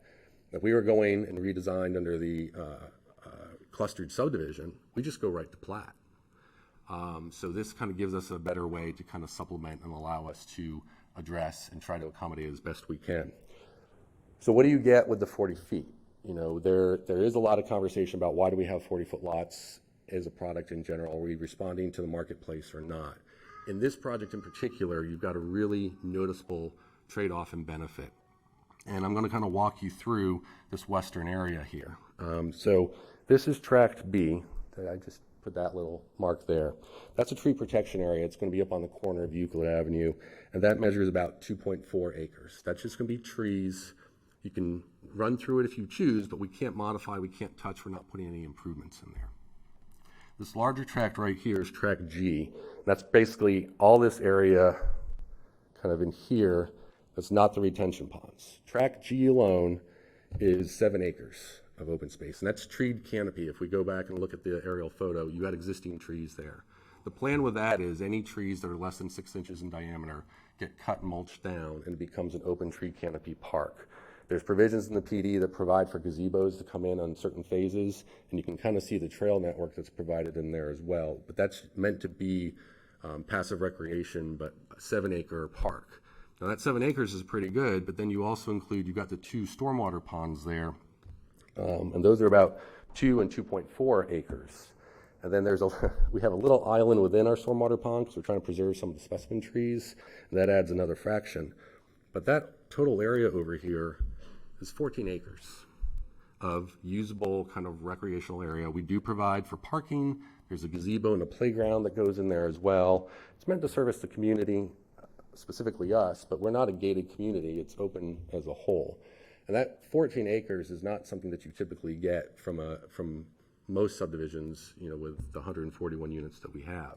To kind of put it in a frame of reference, the 7-acre parcel, I think Edstone Park is 7 acres, if you're familiar with that size. So the county, like boat launch park is 7 acres. The 14 acres is the equivalent of Barksley Park, Barkley Square Park that the county has up on Ridgewood Avenue. That's 14 acres inside. And if you really want to kind of get a sense of what 14 acres is, if you go on Florida Avenue right outside here to Woodland, and from New York to Church, so 3 city blocks, that's 14 acres. And that's what is being provided for here on that west side. So yes, you do have a trade-off with the 40-footers over on the east side, but where that extra acreage is going is to a more enjoyable community area that everyone can kind of benefit from. And that was what was kind of driving and designing the development of the project, and that's kind of what informed my client in bringing it forward. That's really it in a nutshell. We've got pretty strong support from staff. We think it's a very, very good project and kind of the best way to utilize smaller lots and the trade-offs for the overall community. We feel we've identified and addressed the concerns with respect for buffering that allows for the buffering's there to transition between the different lot sizes. And then really, again, I think in your discretion with the disconnect on coral fern, that kind of eliminates a whole lot of concern and heartburn for our neighbors, and I think we can accommodate that. The other point in our memo, we did address that intersection on Ridgewood and Euclid. That's an existing problem. I think the idea when we were talking to the HOA reps was, can we get some attention to that? Can we just look? I don't know that it merits warrants. I don't know from a traffic engineering standpoint what exactly you can do. If it merits it, we are happy to put up and do the 4-way stop signs during our construction. We support looking at that there. I ride my bike through there. I get the concerns. The contours and geography is kind of weird, but I'm not a traffic engineer. But the neighbors have our support on that too. Please. Sure. So if you get up into this section right over here, Euclid's running east-west, and then Ridgewood's north-south. There's some hills and line of sight issues, but I would understand their existing concerns with that. So we can look at it. Now's as good a time as any to kind of take a look at it. Happy to answer any questions you may have now, and if I could reserve some time to respond to the neighborhood concerns, I'd like to do that too. Okay, we're going to have public comments now, and the first speaker is Charles Bose. And if any of your questions have been answered by this, or any of the questions have not been answered that he's gone over, please let us know those so we can work through those. I guess they tried to answer most of the questions in advance. Just state your name and address for the record. And my name is Charles Bose. I'm at 411 Last Tree Drive, DeLand, in the Ridgewood Crossing community. We are not opposed to new housing projects. We're just asking projects more in keeping with our neighborhood. That said, we strongly urge that the council reject the rezoning request. This rezoning will allow high-density construction of 2-story homes that are out of character with the surrounding homes.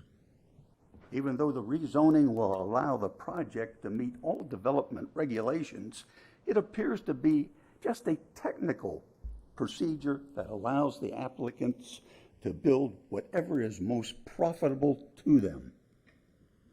The PUD classification allows the applicants to jam wall to wall 77 homes in the northeast corner of the property. It also allows the applicants to place almost all the required preservation and open space on the west side of the property along the railroad tracks, which is an undesirable location for home sales. I believe that the northeast section will become an eyesore. There will be at least one car in each driveway. Because the lots are only 40 feet wide, the driveway occupies 40% of the front yard. All the homes will be 2 stories, adding to a crowded appearance. Also, it is undesirable for those Ridgewood Crossing homes that abut the project. I understand that the Growth and Development Services Division plays a vital role in promoting economic growth in the county. But there is a fine line between promoting private business and safeguarding the citizens' taxpayers. It appears that government has gone over the line to help the applicants unload a property that was purchased in 2006 in anticipation of the Sunrail station. The applicants and planning services have utilized the skills and knowledge of many professionals to prepare the rezoning request presented at the October 24th meeting of the PLDR Commission. We, who will have to live next to this project, got only 10 days to reply to the response to what the applicants had been cooking up unbeknownst to us. Thank you, Mr. Bose. That's it. Thank you. Sandra Duffy.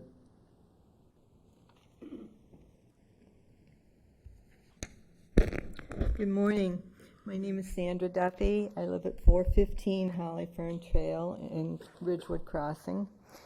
And a lot of what I'm going to say has been said already, but we as a community do not want the rezoning done. Why? Changing it to PUD doesn't speak well for our rural community. You know as well as we do that it will affect property values and not in a good way. We do not want Pelham being developed on all 40-foot lots. We would appreciate looking into different size lots and maybe even talking about some 2-story homes in keeping with the area. Reason, again, being property values. As Charles said, we did not have that much time to prepare for this, but please go back to the drawing board and put the horse before the cart so that the development of Wested Land can be a win-win for all, not just builders and developers trying to make a fast dollar at the expense of taxpayers. After all, the taxpayers are the ones who keep our town going. It's my opinion that if development is not done right, the revenue intake will decline and not increase. We are not opposed to development. We just wish that it would be done right. Thank you very much. Thank you. Susan Blizzard or Blizzard?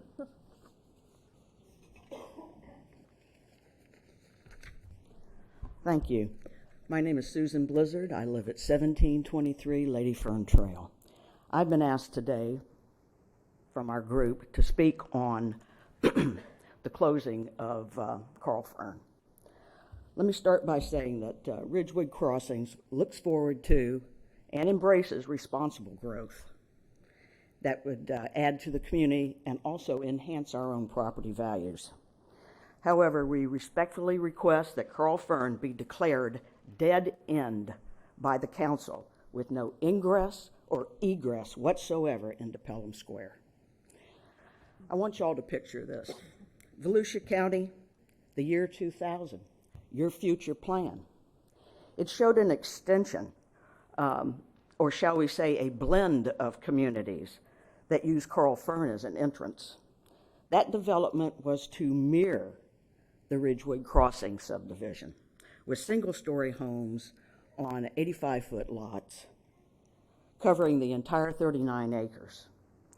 Now, 141 homes will be jammed into half of that area. What we have seen now be presented to the council is the Pelham Square development that is in stark contrast and tremendously aesthetically different. This would devastate the future of Ridgewood Crossing. A complete separation would reserve property values, enhance traffic control, deter the crime rate, and preserve the peace and tranquility that we all moved there for. As you can see, we have a parking problem as there is. I'm going to ask them to put up that picture, please. I'll move on. Okay. I don't want to run out of time. Okay. When the picture does get up, you'll see that we need no more traffic in that area. As you're well aware, 141 homes with no less than 2 cars or trucks would add a safety burden to bikers, walkers, pedestrians, pets, and children. Ridgewood has a large number of active, let's see what I got to hit red, this one right here. Ridgewood has a lot of active adults and children in that area. The traffic is now minimal. Aggressive driving is rare. We have a secure feeling of safety and privacy. We know who belongs in the community and who's just lurking around and up to no good. Our neighbors have an active watch. There's only 2 ways in and out. Makes it easy for our sheriff to protect us. We've had a couple of break-ins and some car vandalism. Thank you. All right, thanks very much. Thank you very much. James Nagy.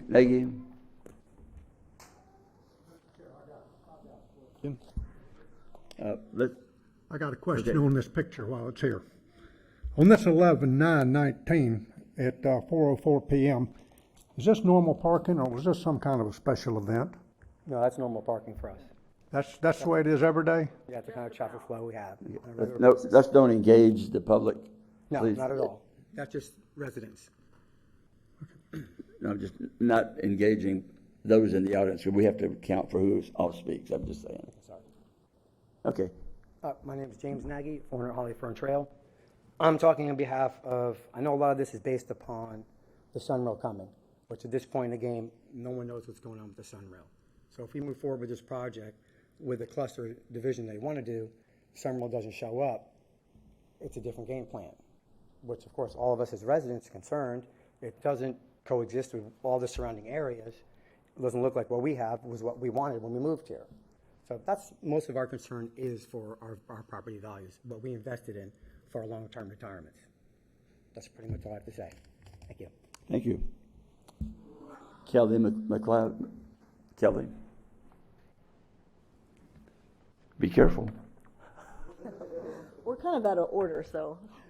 Hi, Kelly McLeod, 1714 Lady Fern. I'm really speaking against all of the new communities that are popping up and the economy impact that it has. Our roads are getting out of hand. How many of you are out there at 5 o'clock? We have a traffic jam out there. Who would have thought that in our little neck of the woods? Look at all the new communities that are springing up. So many communities that it does make our heads spin a little bit. Add the extra cars that will be on the roads once these communities are fully built. The roads cannot handle it. We are not prepared, and we are not building up the infrastructure in order to handle all of these communities. In regards to the schools, I saw the determination letters from the Volusia County Schools citing enough school capacity. to handle the possible growth for the new PUD. In the letter, it stated the DeLand High School and the Woodward Elementary were already at 99 and 100% capacity now, with no plans to increase long term. They cannot possibly be taking into account all of the new communities that I see coming up around us.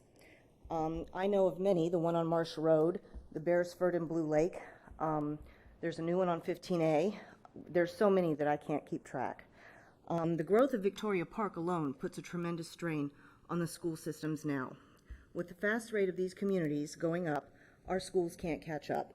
I don't see how we're ready for this number of possible students, and the school board acts like it's no big deal. The stores, restaurants, supplies. I don't know how many of you are out there looking for Christmas supplies, even when we had hurricanes and we're shopping for those supplies. I don't know how many of you go shopping on Sunday. I do. By the time you go shopping on Sunday, there's nothing left. The stores are empty. So, in closing, I am appealing to not forget that we are a small town. We got voted the best small town for a reason. Let's not forget why we were voted that. Growth is fine. In fact, it's healthy, but it has to be at a pace that is healthy to our beautiful community. Please, when we are approving all of these new communities, think about the current community, and let's not forget why we fell in love with our area to begin with. We don't want to see it become something that we don't love. Thank you, Kelly. Christina Angel.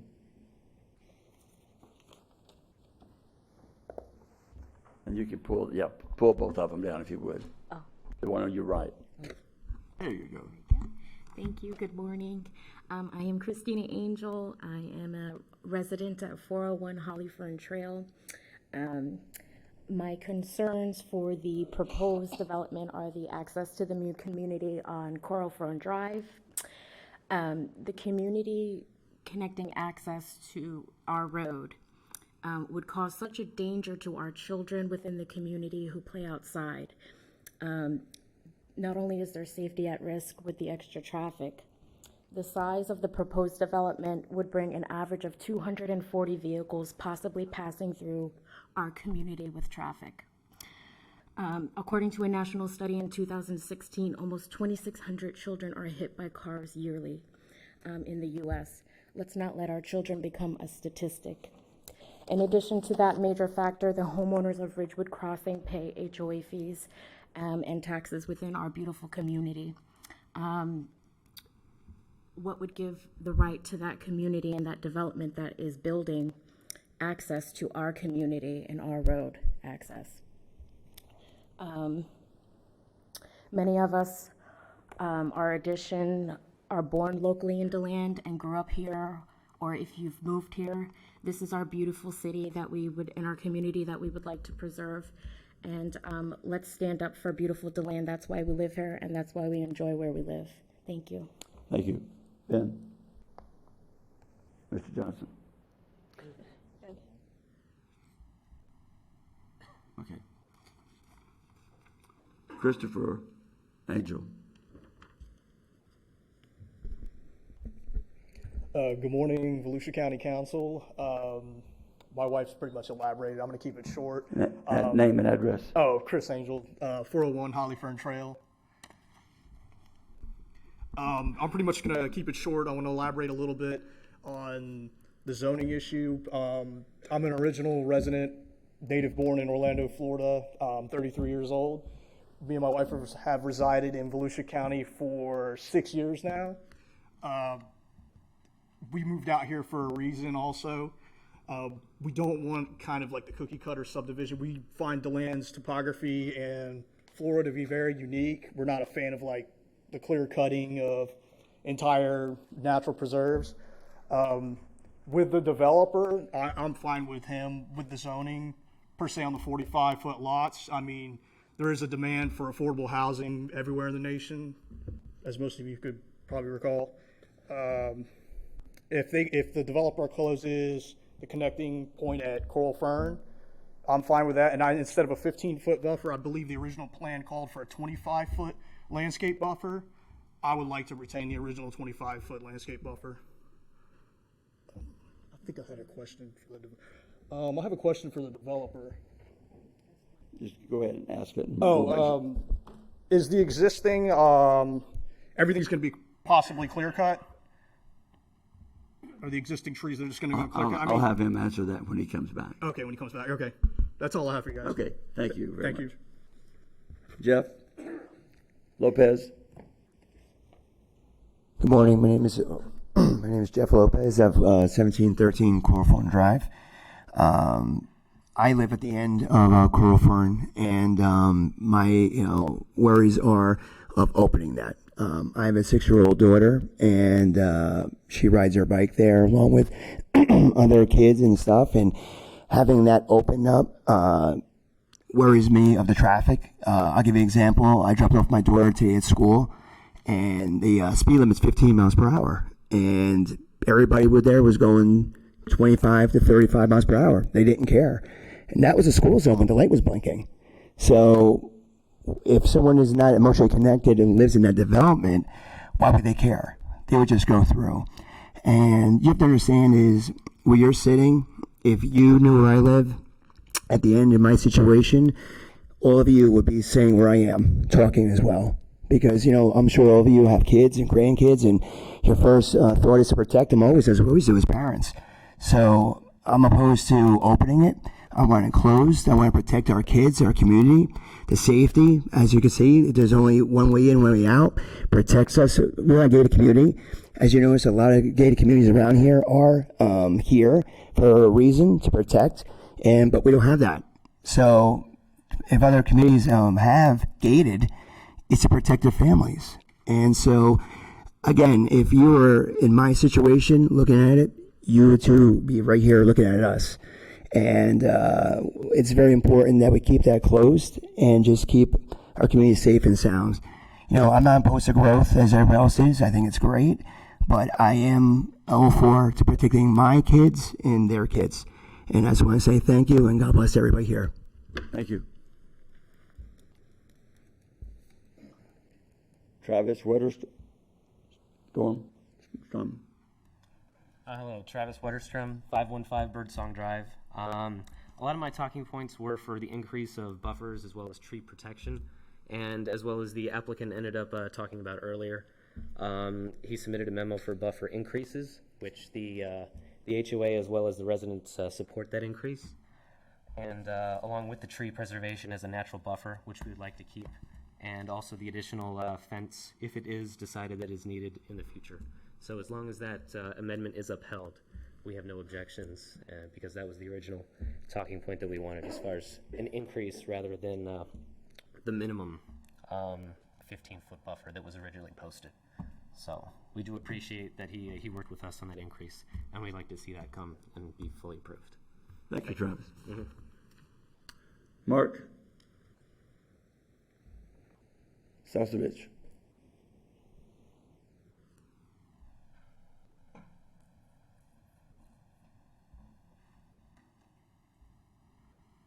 Morning, Council. My name is Mark Seskovich. I live at 403 Hollyfern Trail in the Ridgewood Crossing neighborhood.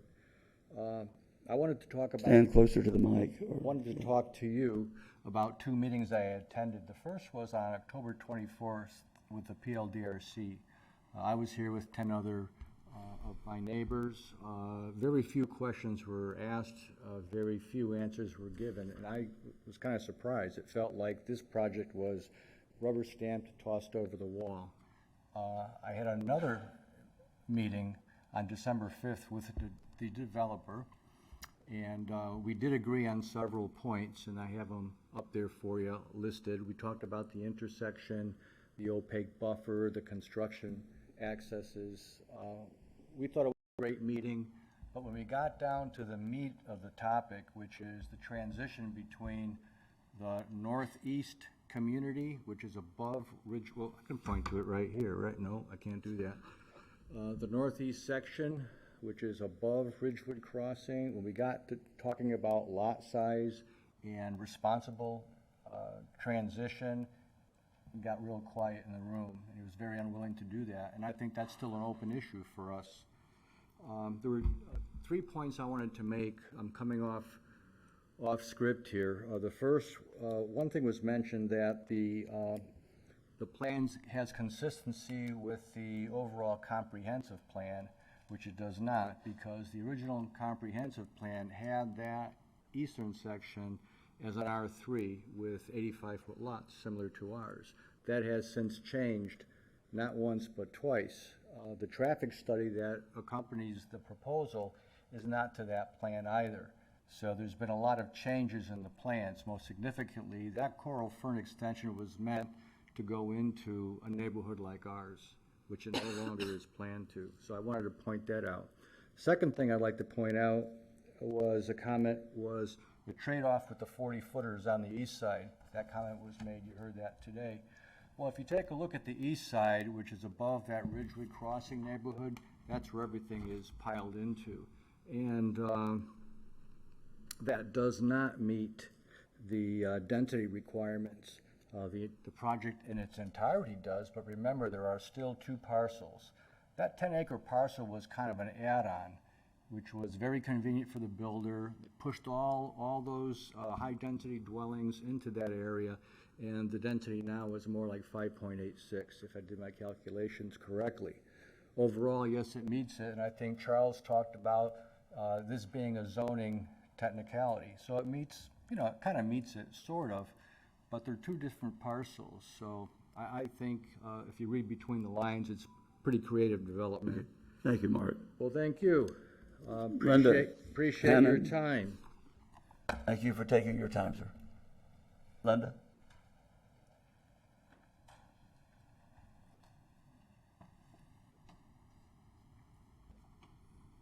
Good morning, thank you. My name is Linda Hannon. I live at 1712 Lady Fern Trail. My property does not directly back up to Pelham Square community. I've been a real estate agent in Florida for about 13 years. I lasted through the recession. I've seen the return of strong home markets and community growth. Home development is vital to my industry. As a realtor and DeLand homeowner, I do have concerns about the lot dimensions and the 2-story homes. I took a look yesterday in MLS. I reviewed a few newer developments. We certainly have D.R. Horton, which has the new Victoria Oaks. Those are 40-foot lot lines.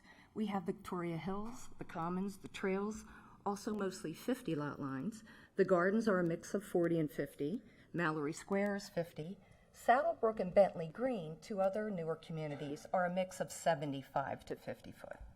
Of the 43 homes right now on the market in DeLand, built 2018 and newer, minimum 3-bed, 2-bath, under 1/4 acre. Of the 43, there are only 11 that are 2-story, and only 1 that is on a lot size of 4,600 square foot. The rest are at least 50 and above. So most of the communities I mentioned are on east of Woodland Boulevard. They enjoy a quick I-4 access, ease of shopping. But those of us that live in West DeLand moved here for a reason. It was that we wanted something a little bit different than what's on the east side. So we wanted a little bit more of a community. We wanted a little bit more space. I believe potential homeowners that move to DeLand or West DeLand do want to look at things like single family and, first 4 level homes. The average customers that I'm working with, 2 of the things that might be a problem are the railroad. So not everybody does want to live by a railroad. And the other one might be that they are looking for a little more space and not a 2-story because they're older and quite a few are retirement age. They're not looking for something with stairs. So I think growth is going to happen. I do believe for the long-term livability and financial stability of Pelham Square, if they would increase the lot lines and they would consider a mix of single and double-story, I think that is going to do well for our community, particularly for the growth of their and the long-term buying and livability of their community. Thank you. Okay, thank you. Next is John Nicholson.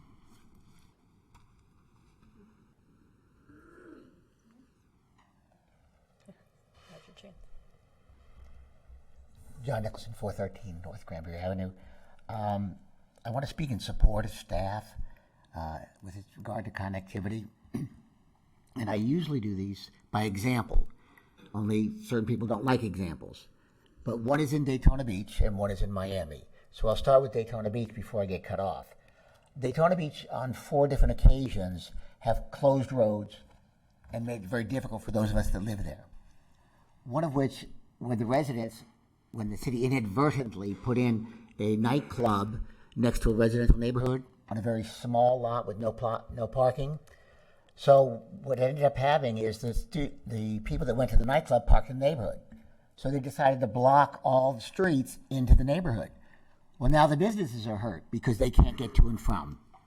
The Ocean Center, the county blocked 6 roads to put in the Ocean Center along with the ocean itself.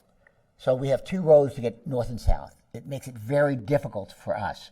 So connectivity is very important. If the city decides on it, it is important.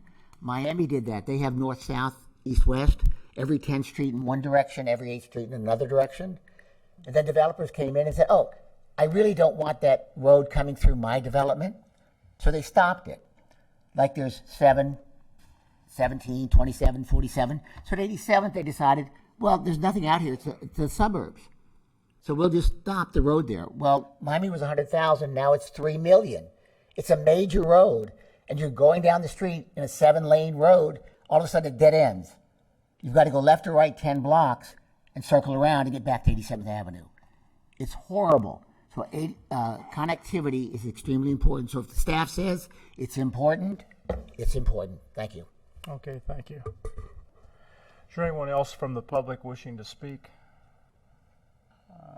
We have one. If you'll turn that in, please.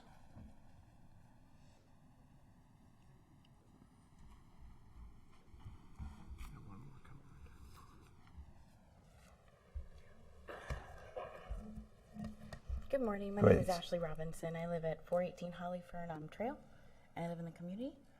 I just have a couple concerns. The lot size of the new community, just to give you all a visual, say you have a 2,500 square foot home. That home's going to be put on an 85 foot to 120 square foot lot. So that way you have, you know, decent play areas for your children, and it's a decent lot size. 40 foot lots are not sufficient enough for a family. Furthermore, I'm concerned about the influx of students that are going to be going to the schools. I have 3 children that are currently in Volusia County schools, so I'm concerned about that.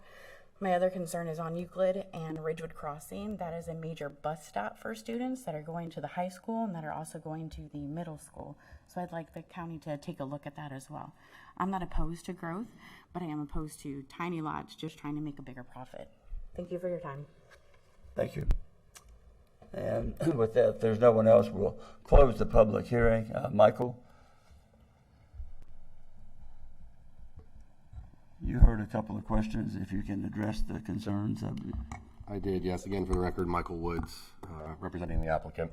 Did you have a question, Michael? I do have a question. Sure. What is the range of square footage for these properties? Are they only single story? No, the intent is to have the availability for both 1-story and 2-story. Right, but it's not just 2-story. No, not necessarily, no. Okay, so what's the range of square footage, and also what's the range of price? Well, I think the price target is closer to low 200s into the 300s. This is not affordable housing, if that's kind of the concern or whatnot. Well, that's my, it sounds like there's an assumption that it's lower end housing, and it appears the average pricing of homes in Ridgewood Crossing are comparable to that range. So, okay. So if you can tell me what the square footage of homes, the range of homes. So I think, in the PD, you typically just have the minimum size. So the floor area minimum is 1,500 square feet. That would be 1,500 square feet for a single family, single floor. You can go up, obviously larger. It's determined by the setbacks on the project and what your floor square footage could be on there. Okay, so that's your building envelope then. So that's comparable to what I see out there for Ridgewood Crossing. Yeah, and I think it's a good question to kind of raise because we focus very much on lot size. Lot size is somehow an 80-foot cannot be adjacent to the 40-foot. We didn't talk about the product that's on there. It's a new home built 2-story with the square footage versus a 10-year-old or 15-year-old home. You know, there's trade-offs. And one of the last comments you just had, you want to raise a single family, you want to be on a smaller lot. What's the pros and cons? You know, a lot of folks, the people here looked for an 85-foot wide lot, and they had that out there, out in the woods. The irony is, you know, because that project was platted in '06, that's right when everything kind of died. I think in the subdivision on Coral Fern, like 2 or 3 homes were built, and then the market crashed. Two-story homes were included there as well. But that desire and that market was there, and 85 foot's come in. Now you have the conversation of, do I want to maintain the lawn? And we do have other projects that have been approved in other jurisdictions that get 40-foot lot, and there's nothing else there. That's why I kind of hammered on the fact that you do have the 7 acres plus the other area, the 7 to 14 acres for the active open space. So is it a play, you know, you're not playing baseball in the backyard on a 40-foot wide lot. You're probably not playing baseball in the backyard of a 85-foot wide lot, but you have that common area, and that's kind of where the design's kind of going for it. Does that kind of that get to your answered point? that. When you and I spoke, we spoke about a 25-foot buffer and not a 15, and I think you mentioned 15 in your presentation. Yeah, I want to be very clear because it's how they define it in the code provisions, right? So there is a mandatory landscape buffer of 15 feet that rides along the entirety of the perimeter. And what you have, and if you look at the Exhibit B that's on file with the staff, you then also have, so for instance, directly north of the Coral Fern homes is identified as Track C. Do we have can we put that Sure, visual up there? that's 09-26 again, or I think you have it 3 times in the staff report, so any one of those would be good. Yep, that one would do it. Okay. Oh, no, one more. Oh, I'm sorry. Yeah, I had a delay here. Go forward back just so we can see Coral. Okay, that's perfect. That'll work. Right, so you do have your green 14 or 15-foot landscape buffer. Then right to the north of it is identified as Track C. That's your tree preservation area. Okay, so that's not deemed for landscaping purposes, but you still manage and maintain those trees that are going to be in there. In addition to that, with that memorandum we sent over to the planning department at the end of last week, we're going to further supplement that because that area north of Coral Fern is where it's less tree intense on our property. There's just not that many there, so that's going to be supplemented.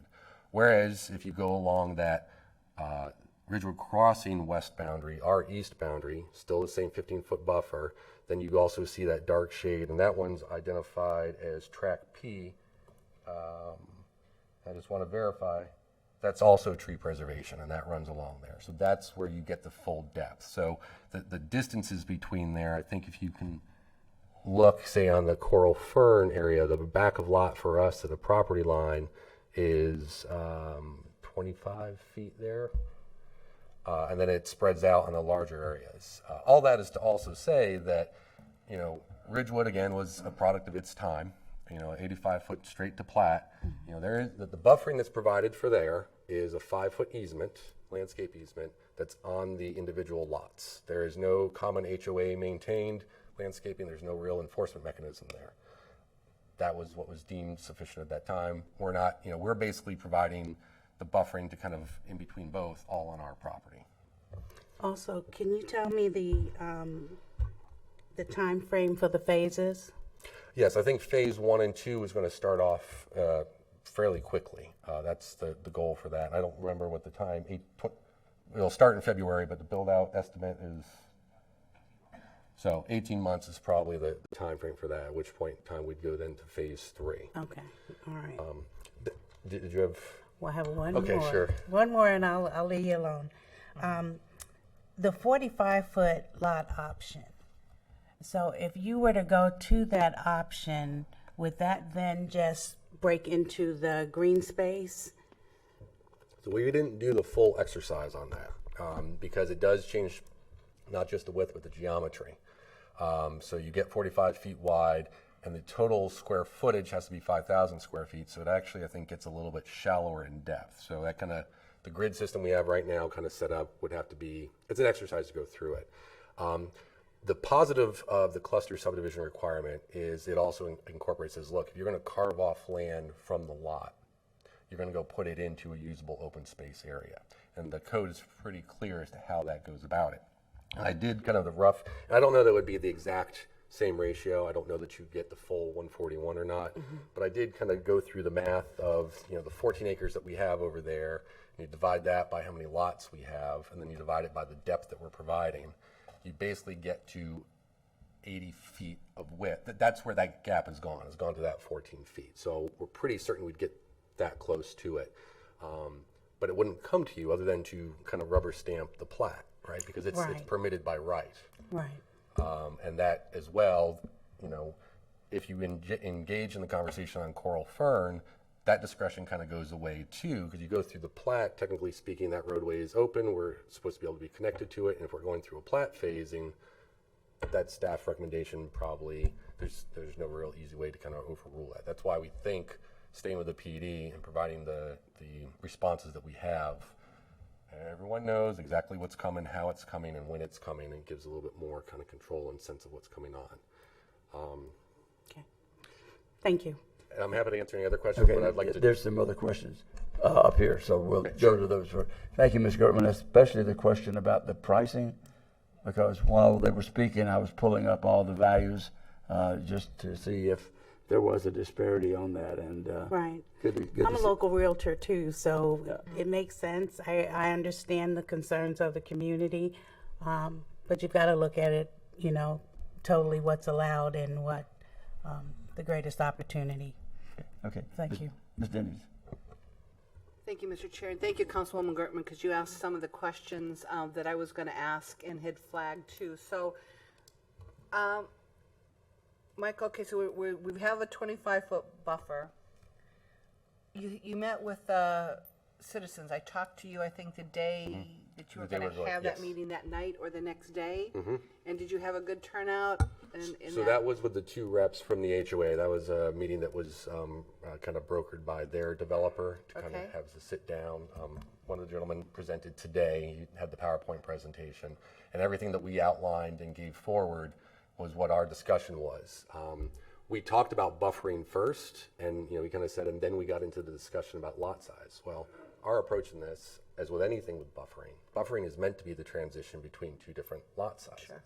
So for us to come in and say, here's what we're going to do, here's the landscape depth we're going to do, we had already gotten into the additional landscaping to go to the north, and then said, and if there's a need for the fencing, we walked through all of that. And then the conversation was, well, what about the 40-foot lots? And it's like, well, that's what we were kind of talking about. But we also had the conversation that Coral Fern was the access point. And I think that's a solution here. Only because we are providing the additional connectivity. I fully get staff's concern about the connectivity. And listen, this is not a private road. Coral Fern is not private. This is not a gated community. We have access. I was going to go there next. So it is, yes, it's not a private road. And we are fortunate in this current application to have a solution that should be able to work for everybody. But as this board is concerned on other projects, that connectivity is very important. Got it. So then, Councilwoman Gertman asked about the 45-foot lot, and you went back that's the difference between clustering, PUD and plat, and we kind of went down that rabbit trail. So are you saying that if you do a 45-foot lot, you cannot cluster? Does that option doesn't go away, correct? No. So the only way you can do 45-foot by right is through your cluster subdivision standards. Right. Okay. Right. So, all right. Because that was just a little. Okay. So, but a 45-foot lot is an option. Under the cluster subdivision, yes. Okay. Yes, that's anticipates that. The section on the clustered if you went straight zoning on the cluster subdivision, I think that's 72-304, and it provides specific dimensional requirements and what you have to do to go through clustering. So my question then, and what we're looking at, are all the lots 40 foot currently? Ours are all 40 foot, yes. Okay. Then the next question, there was some discussion and concern. And we heard a statement that they're all going to be two-story homes. What's the deciding factor if it's a single-story or two-story?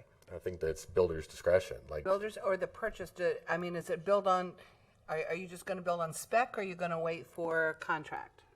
I think there's going to be some model homes that come forward. I don't know exactly. Other than the model, of course, that goes without saying. Sure. But are you gonna wait till they go under contract, or are you gonna build on spec that will determine?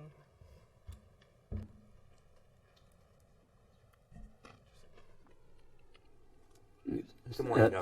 For the record, my name is Richard Wolfarth. I'm the developer, the engineer on this project. And houses, there will be some spec houses. Most of the houses will be built to customers' orders. So as the orders come in, it'll determine if they're 1 or 2 story. And one other question that I think was asked before, the lower limit is 1,500. I think our biggest model is 2,700 or 2,600 square feet, and that is primarily a 2-story. But what we see in this type of community is probably 35% would be single, the rest would be 2-story. But it's totally dependent on who comes out. It's market driven based on the market, obviously, and the consumer market driven. Yes. Okay, and I think that's how when I make a decision and when we set policies and ordinances, it's citizen and market driven, and we just set the parameters within that, which is what we're doing now. So we have no idea of knowing how many single family homes or not, they're all single family. They're all single, right? Say yes. Say yes. Yes. Okay. Okay. For the record, they're all single family homes. I meant single story and 2-story. Okay. So, my question. This is a tough question. What would happen if if the request was to go to a 45-foot lot instead of a 40? Well, I think you go back kind of to the drawing board. Right. You realign everything. Right. And I think some of the concessions that have been made thus far, you change the dimensions in the lots. I don't know that it comes out with the same layout from a buffer. I mean, I don't think the yield's going to be that much different. You may lose 1 or 2 lots. I don't think it's going to be that big of a yield. But I think the PD here, and staff kind of pushed it to the applicant, gave the additional buffering that is being provided for it. So it's going to impact the open space is what it's going to impact. Most likely. And open space, and I think even kind of the adjacent buffering. Like it just, at that point, you're back to straight platting. And that's where I was going. I didn't want to jump to a conclusion. So even, let's say the council or PLDRC or whomever it was said, okay, we want 45-foot lots. The only thing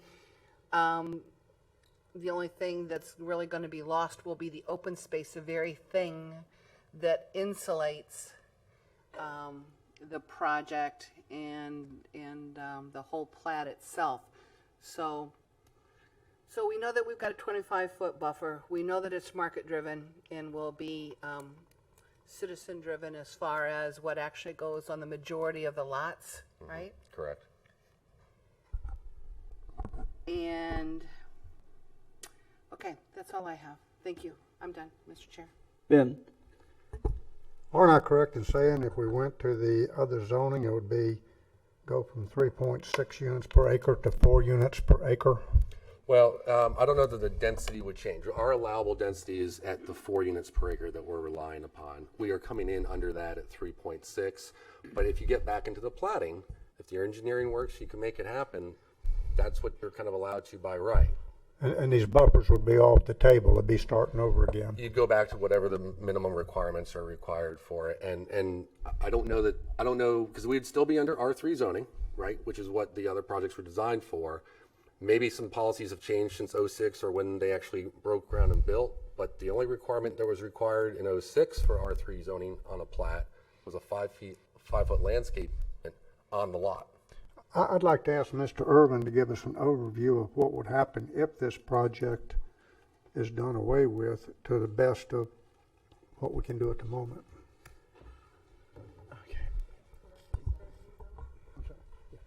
Yeah, let me correct something. What you have right now is 40 acres with a zoning of R3. The zoning tells you what? The how is underneath. That's your future land use map. Over the 40 acres, you have the right to develop up to 4 units per acre. What they have in front of you is a project that's at 3.6 units per acre. If they are denied this PUD, they have the right to make an application for a cluster subdivision 72-304, at which case they can take it down to a 5,000 square foot lot with 45 feet in width. There's no necessary buffer that's required as it is with a PUD. The PUD requires a 15-foot buffer. Straight zoning application, the cluster subdivision does not. So right off the bat, you have basically 159 units given the 39.7 acres that could be developed over that land.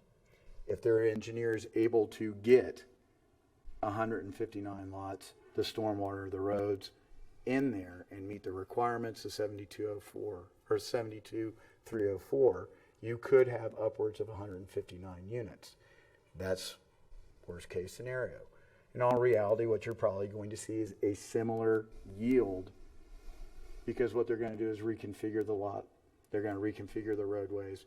And basically what you'll see is, you go from a 40-foot by 115-foot lot to a 45 by 112.5 lot, because then you would meet the minimum requirements for the 5,000 square feet. So what you're seeing is staff saw the PUD as a better alternative given the opportunities they have by right under the current zoning and land use, because it does provide for the buffering and minimum open space that can be utilized for recreation. Thank you. Thank you, Clay. Michael, was there anything else that you wanted to add? I did just want to touch on some of the questions that got raised by the neighbors. We are dedicating some additional right-of-way along Ridgewood, I believe Euclid as well. Along with that, providing sidewalks along the perimeter of our property along Ridgewood and Euclid for the perimeter of the property. So I know there's some dead end of sidewalks along Ridgewood right now. You heard some conversation about how kids are kind of getting around and on that neighborhood. The right-of-way gets improved and the sidewalk gets installed. And I think that's a phase one element for us as well. We also discussed, and this would be kind of a construction level, the visibility at that Euclid and Ridgewood kind of intersection, particularly at night. They mentioned kind of the bus stop, and I don't know what time the school kids getting picked up for that bus stop, but trying to maybe bring some of our lighting that's required, and you can see in our plan that we have a lighting plan, trying to swing some lighting over to that corner to maybe cast some light out there is something we're looking to do through the construction plans as well. With respect to the traffic study and the school concurrency, we follow and complied with all the requirements. The traffic study, I believe, was on the prior configuration, but it had a higher yield. Ultimately, how the lots, the sizes are lined out don't impact the trip generation. So that's been sufficient for the study. And it is correct. We can all have conversations about how the school board handles their concurrency calculations, but we are complying with the rules that are provided therein. And it's capacity availability, and then they need to make sure that they reserve it. And at that point in time, you start getting into making payments and whatnot at platting. We aren't doing affordable housing, and with respect to the clear cutting, we're cutting down on a phase by phase, and we're preserving those trees. Obviously the huge area. The only thing we're really doing for the cutting in that 14 acres is obviously got retention pond, right, and then kind of the smaller stuff so you can get through and utilize it. But you will be maintaining that buffer between the projects to keep that screening. Okay. Any other questions? Ms. Gertman. I don't have any other questions, but with this being my district and with as many of the community coming out, I want to be the one to take the stand and make the motion, because I do believe that the way it's presented now with the 25-foot buffer and the concessions that the developer is willing to make puts the community in a better position than them coming with a 45 and doing it the way that they want to do without any consideration for the community. So I will take the stand and make the motion. Okay. Motion made by McGurtman, second by Johnson for the case PUD 19-069, rezoning of 39.77 acre property located at 2026 West Euclid Avenue, the land from urban single-family residential R3 classification to planned unit development PUD classification. Any other discussion? Any And I objection do to the thank motion? you all for Any coming and objection to expressing the- your concerns. Any objection to the motion? Hearing none, the motion passes unanimous. Thank you. Thank you. Huh? Well, you would, do we want to try to go to lunch at 12? Yeah, knock a couple more out. Or go try to beat the 12 o'clock crowd. Or go to, huh? He did? No, I don't get told anything anymore.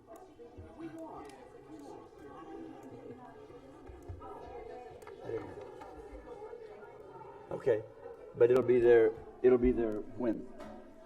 When? At 12? Yes. Okay. Right.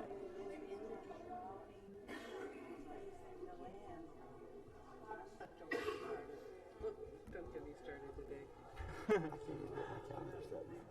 I sent it to Terry. She said, no, you got to send it to Terry. Anyway. Okay. Okay, we'll give about one more minute to let everyone clear, and then we'll move on to item number 10. Greg, I guess we can go ahead and start. Okay. This is item 10. Oh, good morning, Honorable Chair. Excuse me just a minute. If you can carry your conversation outside, please. Thank you very much. You've been very, very kind to us. We appreciate it. Thank you. Good morning, Craig Baumgardner, Revenue Division Director. What you have before you here with item 10 is a voluntary collection agreement between the county and HomeAway.com Inc. and its subsidiaries, which include VRBO and VacationRentals.com. This would facilitate the collection and remittance of tourist and convention development tax by those platforms to the county. This is a negotiation along with a similar one on Airbnb, excuse me, for item 10A, which have been ongoing for some time, and we've a tentative agreement with these platforms, which we're seeking your approval for today. We do believe that this will bring additional revenue, tourist revenue, into the county. We're not certain exactly how much due to the nature of the platforms and the reporting, but we do know that there will be an increase in revenue.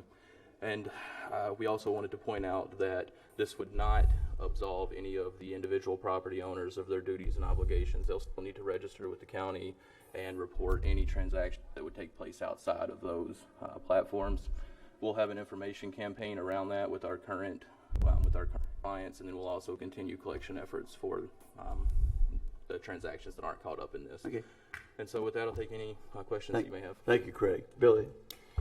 Thank you, Mr. Chair. As the chairman of the TDC, this was topics that were of concern, so I'm glad to see we're moving forward with this. So with that, I'd like to make a motion to approve the voluntary collection agreement for tourism and convention development taxes with HomeAway.com, Incorporated, VRBO, and VacationRentals.com.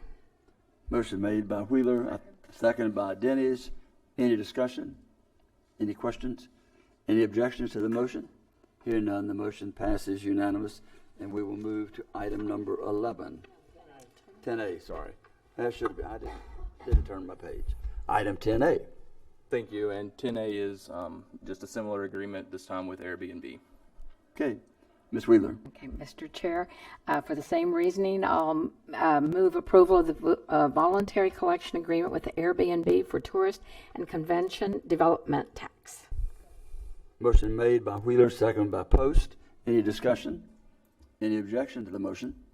Hearing none, the motion passes unanimously. And now we will move to item 11. Ryan.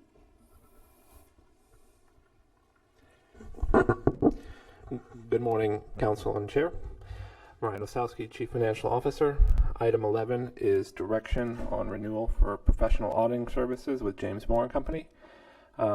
We are currently on we have a 5-year contract with 2 one-year renewals. The first 1-year renewal has already been approved. This is the last 1-year renewal that would be available under that contract.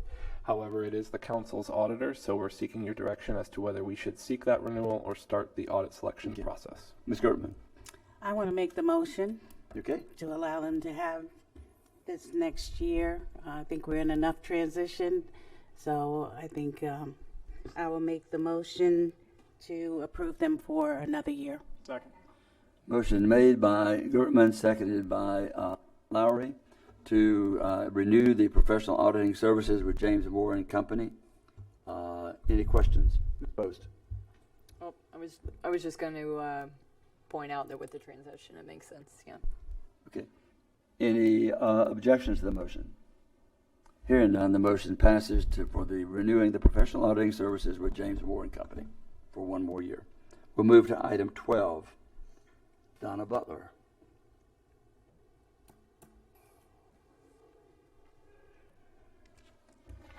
Good morning. Donna Butler, Community Services Director. I'll be really quick.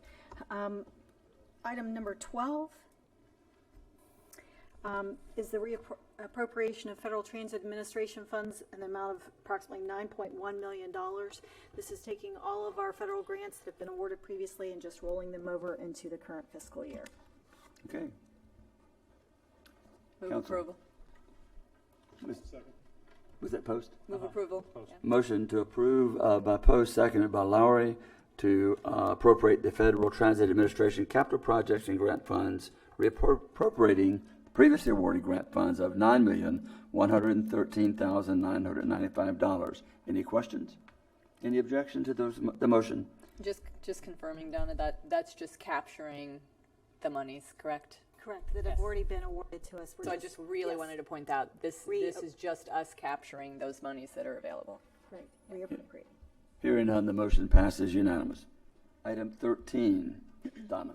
Yes, Transportation Disadvantaged Trip and Equipment Funds. These are previously appropriated funds as well, but we're amending the grant to allow for the purchase of 3 paratransit buses that are used exclusively for transportation disadvantaged trips. So that's approximately $1.3 million, which includes $139,000 of local match funds. Ms. Post. As the chair of the River to Sea TPO TDLBC committee, I would like to move approval. Motion is made. Is there a second? Second. Motion is made for the Transportation Disadvantaged Trip Equipment Grant Amendment. The expenditure of $1,391,069, of which the grant funds is $1,251,951, and the local match is $139,118. Any further discussion? Any objection to that motion? Hearing none, that motion passes unanimous. And Donna will move to item 14. Yes, so item 14 is the actual purchase of those 3 buses. You had to appropriate and amend the funds before we could do so. Now we can spend them. Now you can spend the money. So this is for those paratransit buses that we said that we were going to purchase in item 13. Total of $357,447 with a local match included of $35,745. What is it? Okay. Move approval. Motion made by Post for the purchase of 323 and seconded by Wheeler to purchase of 3 23-foot paratransit buses from Freedom Bus Services. Any questions? Any objections? Motion passes unanimous. And Donna will move to item 15. Okay, item 15 is a deaccession of public art at the Daytona Beach International Airport. Back in 1990, you all, or the body, established the Art in Public Places Ordinance, and then in July 2016, we approved an Art in Public Places deaccession policy because we were contemplating that this issue would be coming before you. Okay. DBIA is undergoing a renovation project, and 6 of the original pieces do not fit. So 2 are appropriate for relocation, 1 for storage, and 2 for disposal, and 1 may also have to be disposed of. So these 2 in front of you, Stephen Danko and Stephen Vaughn, would be moved to the Ocean Center. This one, Christy Coyle, would be placed in storage. It no longer works. These 2 would be for disposal, Lynn Emery and Jane Jennings. Both of these are beyond repair, but we will keep them, I mean, they will be disposed of completely. And the artist has been called in. Cover that again. They'll be disposed of, but not completely. I'm sorry. They'll be disposed of. They can't be used. Okay. And this final one is possible disposal. It's coming off the If wall. they can save it, they will, but they don't anticipate being able to Not save a it because chance. it's individual tiles. and the artist doesn't wish to have a part of it. So it's most likely going to be disposed of, but until we get through it, we won't know. Mr. Johnson. As a member of the council who probably recognizes fine art 1 out of 10 times in a row, I'll make a motion for the deaccession of public art at the Daytona Beach International Airport. Motion made by Johnson, seconded by Lowry. Any further discussion? Thank you, Donna. I think you did a great job on laying out in our paperwork exactly where each one was go, and you did it again here. Thank you very much. Without objection, the motion passes. We'll move to item 16. Tad.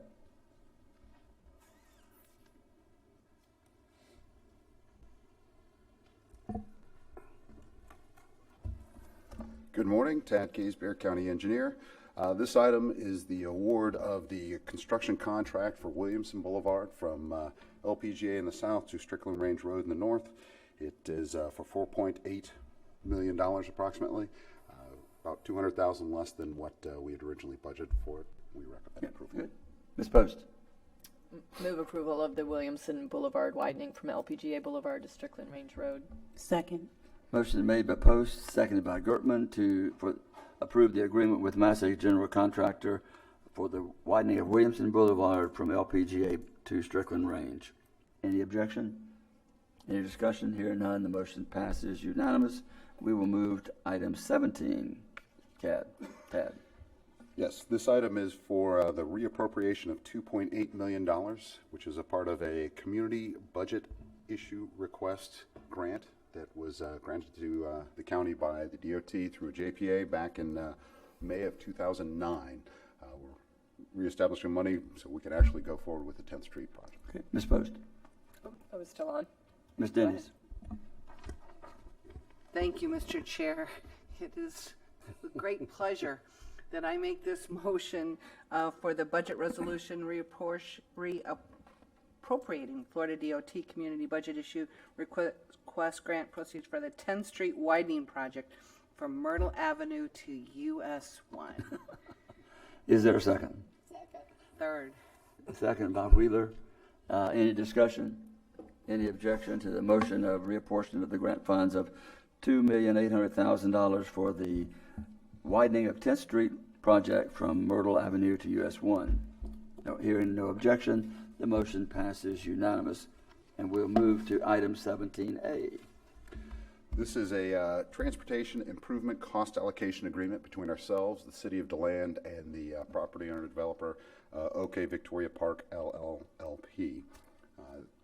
The county will receive a letter of credit for $1.3 million for the extension of Blue Lake Avenue from the Victoria Park subdivision down to State Road 472, providing a much-needed access point for the Victoria Hills portion of the Victoria Park project. We will also be receiving the right-of-way for the Orange Camp project adjacent to Victoria Park throughout the limits of the project. We recommend approval of this agreement. Ms. Gertman? Motion to approve. Okay. Get to it. Is there a second? Second. Motion made by Gertman, seconded by Dennis to approve the transportation improvement cost allocation agreement with the City of DeLand and OK Victoria Park for the DRI Phase 3A revenue $1,312,500. Any objection? Hearing no objection, the motion passes unanimous. Now we'll move to item 18. Michael.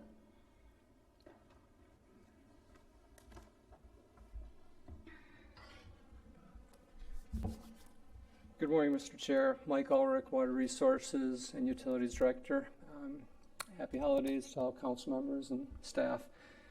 I'm very pleased to present today the following three items, as a matter of fact, items 18, 19, and 20, as they are interrelated and they do really illustrate the county's utilities role as it pertains to working in partnership with other cities in their initiatives, as well as for community and as well as their development. In this case, it is the city of DeBerry with very extensive planning and development, particularly around their transit-oriented development near Sunrail.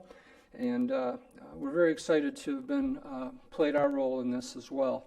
So briefly, I'll just go over a few items. As you know, the county utility is the water, sewer, and reclaim provider of services for the city of DeBary. In the audience today is our city manager for DeBary, Carmen Rosamunda, as well as the economic development director and TOD marketing director, Roger Van Acker. We also have Rivington Development representatives, Dean Barbary and Mark Watts as well. We're very happy that, again, what I really wanted to draw out today was the appreciation that county utility staff has in being able to communicate and collaborate with the city as well as the developer in achieving their goals while also ensuring protection of our natural resources and efficient delivery of service. So if I may, I'll go to the next screen and provide for you, at least I hope I will. Oh, there we go. Thank you. So just a little bit of background on this is that, of course, these things don't happen overnight. And about a year and a half, 2 years ago, we entered into an initial agreement with the city of DeBary for a joint participation for a combination of road improvements as well as utility improvements along Fort Florida Road here.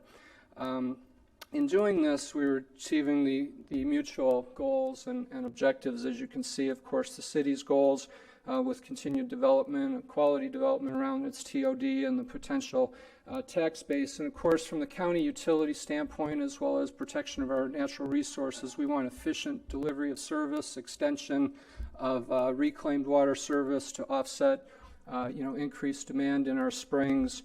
We want to achieve our cost effectiveness. And again, these are all the general goals, because again, when you're dealing with a water resource, it is essentially everybody's shared resource, and thus it's a shared responsibility. So again, we are very pleased to have participated with the Rivington Development and the City of DeBary for these items. We can go back to the initial screen again. So with regards to item 18, the first agreement, that's, yeah, exactly. Item 18 is the master agreement with the Rivington Development Community for utility services in accordance with our terms and conditions for utility extensions. Of course, it outlines all the standards for the entire community, including its first phase of 200 units. The entire build out is about 700 units. Staff recommends approval. Council. Ms. Dennis. Mr. Chair, move approval of agreement for the utility service to 700 residential lots and up to 30,000 square feet commercial development in Rivington subdivision. Second. Motion made by Dennis, second by Johnson. Any objection or discussion? And the reason we're able to do this is because we are the utility provider of DeBary. That is correct, sir. Unlike another area that we talk about a lot. I was going to go there. So since we are the utility provider, we can work with this. Okay? Any objection to the motion?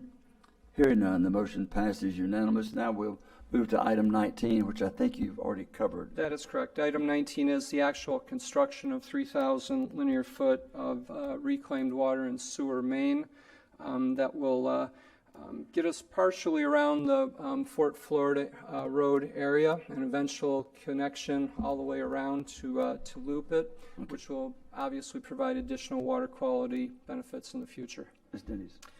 Mr. Chair, move approval of budget resolution contract with Massey General Contractor, Inc. for construction of Fort Florida Road utility improvements 20-B-131F C-1712. Second. Motion made by Dennis, seconded by Gertman.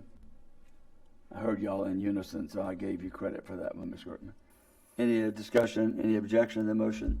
Hearing none, the motion passes unanimous. We'll move to item number 20. Item 20 is post-design, construction, administration, and inspection services to CPH Engineering. CPH was responsible under the city's JPA for doing the road and road improvements and utility design work. So they will, at this point in time, also handle the post-construction or post-design elements. Okay. Is there a motion? Motion to approve contract task assignment to CPH Inc. for Fort Florida Road Utility Improvements Post-Design Services 15-SQ-166KW TA 34. Thank you. 7 Motion made by Gertman, 2014. seconded by Wheeler. Any discussion? Any objection to the motion? The motion passes unanimous. Mr. Chair. Up. Ms. Dennis. Yes, thank you, Mr. Chair. Mr. Ulrich, before you leave, you used another word in there, JPA. This is only working, and discuss the JPA and why, what it is and how it works, and another issue that we won't reference earlier, doesn't exist. So this is really, really a critical piece of how we go forward, because there's a process. These 3 items didn't happen overnight. That's correct. Right, and there's a lot of work that goes into it, and JPA is part of it, and it's collaboration within the council and the electeds within that city, right? Yes. It's not creating division and all that. You come to some agreement, and we get a formal agreement, and then we create a path forward, right? This is the path forward that we have. We worked on that JPA. How old is that JPA? Well, in this case, for the JPA, I'd say we worked on at least a year leading up to it before we got that portion going. And of course, the real goal here was to just, again, constant communication, and you have differing goals and objectives in each level of county, city, and there's a variety of different things. So you just continue your communication. You work toward the common goals and interests, and all things work out after lengthy discussions. So, And a JPA is a, joint participation agreement. and that's between us and the city. This was whatever between the city. Yeah, all we needed to do in this situation was the city felt very strongly that there was a market for that area, but we needed to design road and utility improvements to set the table, if you would, for the future growth and development that the city had planned for that area. I know we just passed these 3 motions pretty quickly in rapid fire succession, but getting to this point. Years right, of work, Mr. Rectenwald, and honestly, I think the other point is, this is the city's vision. So the city's elected officials, led by their manager, that they wanted to have growth in that particular area. We're the utility provider by contract in that area, so it's a little bit different than having their own. We are the provider. They came to us and said, how do we make this happen? And we worked together on how to do it for the best of all the ratepayers and the utility. And again, this I think is a very good example where really, they take the lead. They really had the vision, and then our job is to make the vision happen, and that's what Mike's doing with this utility and this agreement. Okay. Okay, thank you. George, did you want to try to touch on 28, or do you want to recess? I think we recess, because that way give Okay. everyone a little break and I'll be We'll ready to go. Recess till 1:15-ish? That'd be enough? Okay. Yeah, yep. You gotta remember, they've gotta go eat. Okay. Recess to 1:15.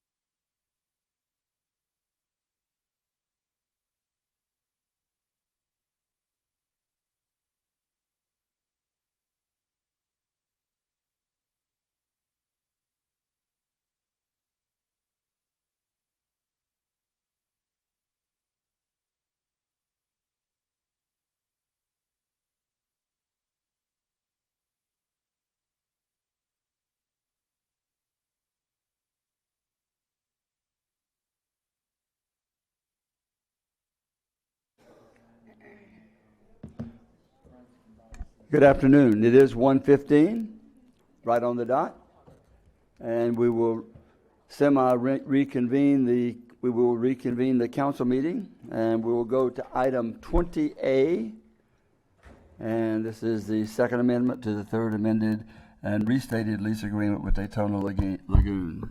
George? Yeah, what you have here before you, we worked with the current owners of the amusement operation that leases our property there to run the Daytona Lagoon. The hurricanes during specifically Matthew created some damage at the facility, and after that damage, the operators did some work on the property. They were supposed to get bonds. They did not. However, everything worked out. Everyone's been paid. But it did really make it necessary that we tighten up the agreement, of which we've done, and address some other issues. And the other issues had to do with them providing documentation in a timely manner. It had to do with some question about some of the amusement games, the actual video type games. We had to clarify to make sure that it was understood that those don't become our property when they come in and out, because they get changed out. They're on a lease, and so it was important to have that clarified. And also some record retainage issues, and then finally we updated the signage portion of the agreement. So this has gone on for some time working with them, and I'm pleased to bring this agreement before you to recommend approval. I think it resolves all the issues. And one other management tool, I assigned an actual project manager to that particular area, Tim Riddle, so that we have a better communication with this company. Okay. Mr. Chair, I would move approval of the second amendment to third amended and restated lease agreement with Daytona Lagoon. Motion made by Wheeler, seconded by Lowry. Any questions? Any discussion? Any objection to the motion? Hearing none, the motion passes unanimous. We'll move to item number 20B. Joe, there you are. Mr. Pozo. Afternoon, Mr. Chair and Council. This item for your consideration is an agreement with First Step Shelter Incorporated to provide meal and laundry services to First Step Shelter. Staff, correction staff, and finance staff have gone through the project, and we've come up with a cost and a method of delivery for up to 100 people when they do get to full capacity. The meals have a cost of $1.43 per meal. They will be delivered by correction staff after we get a head count 3 times a day specified in the agreement. And laundry, it will be the laundry services for bed linens and towels that are owned by First Step, not the folks that are visiting there. We will not be doing their laundry, and that's at 59 cents per pound. Okay, Ms. Post. So I actually have a legal question on this. I know we've had some discussion about about corrections providing service to anyone outside a government entity. And First Step obviously is not Catholic Charities is obviously not a government entity. How are we, in fact, legally providing a valid contract there? George, I know it was worked out. Jamie worked it out, I believe. Somebody. George, your name's up, George. I was just going to address some other issue, but I've been working with legal staff, and they can jump in and correct me. Basically, I believe the law allows us to do work for something that we could legally provide public funding to. So we've provided a lot of public funding to this facility, so I believe we can do it. I think a lot of my concern had to do with well, you know, where do we start and stop? But we're already heavily invested in this, and the issue I think we have, as you know, before us, is it's going to open here shortly, and I feel like this is a relatively short-term agreement. It has the ability to end. I talked to the executive director Friday on a field visit over there to take a look at where the status of the building, and you know, their long-term plan is to go independent of us, but they just need something here in the interim as they get started. Probably, you know, it would work out to the timing of when this would end, and this is timed to. We have to go out to bid ourselves for Aramark as our food contractor that oversees the inmates and prepares the menus and buys the food and everything. So this is timed so that when that turns over, you know, we would have to have a new contract with these folks anyway. Okay. So we need to get a motion actually to continue this discussion if we could. I'll make a motion to continue the discussion. Motion made by Poe, second by Wheeler to accept the agreement with First Step Shelter to provide meal and laundry services to First Step Shelter via the Volusia County Branch Jail. And you have other questions? Yes. So one thing I had asked of staff was, had anyone actually gone out, because I know I specifically have not gone out since gotten close to coming to fruition, to actually look at the facility. I know there was a lot of discussion back and forth, including the kitchen, including the safe zone, all kinds of stuff. So yes. I'm not exactly sure what is there and what isn't there, and so one of the things I'd asked staff was to come up with some responses. Bobby King, who works at corrections. Hold on, let me finish my actual statement. But one of the things that I had asked staff to do was to look into exactly and provide us with what exactly is there according to the contract and is not there according to the contract. So if you could lay that out, that would be great.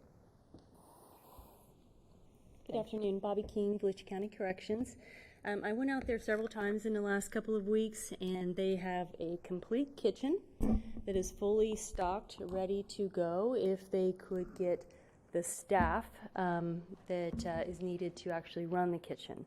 So they're not quite there yet, but they have everything that we need to bring them the meals and serve the meals themselves. Laundry, they have laundry available for their own residents, the residents that will be there, and they could potentially be prepared to do that in the near future. They're just waiting to see how much laundry they'll wind up having with the residents. They have several washers and dryers available now. They may need to get more. They're just not sure yet. So this could be a temporary situation with us until they're up and ready. So that's, of course, addresses our meal contract portion. And overall, I was in the final trip that Ms. King was out there, and I could say the building is complete. It is not fully furnished yet, but when I was there, they were loading beds in.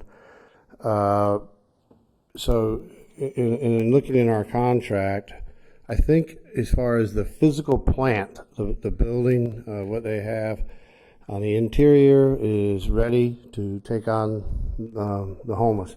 What is not there is any kind of area on the outside. There's a fenced grassed area. I've heard it mentioned the safe zone area. It's fenced, it's grassed, and I think they have plans to go ahead and put in a hardened surface and some covers, but that is not there yet. So everything on the inside, though, they have a medical clinic in there. They have, their offices, and then they have the areas, locker rooms for the people. They have a very large kind of day area, and then the sleeping quarters for men and women. that is all in the physical plan is there.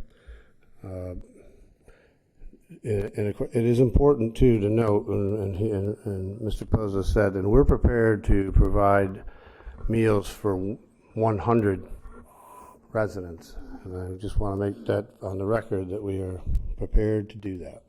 Do we know how many beds they're ready to, or that they have available? We do not know that.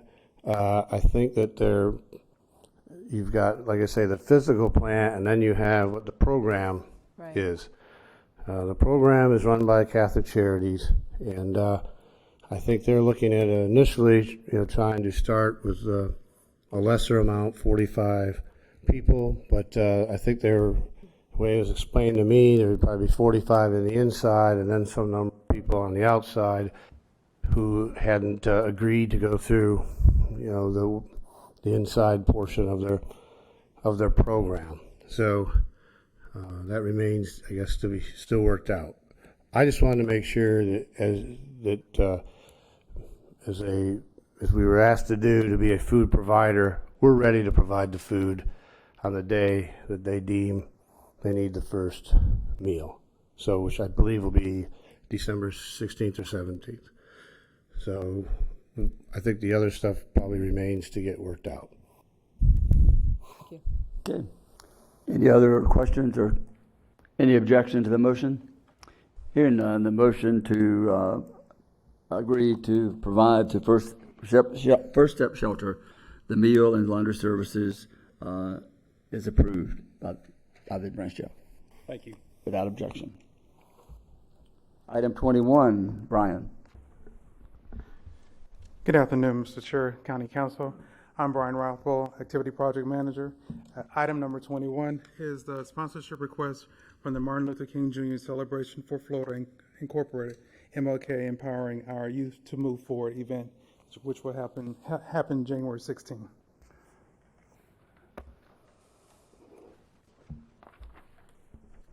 Mr. Lowry.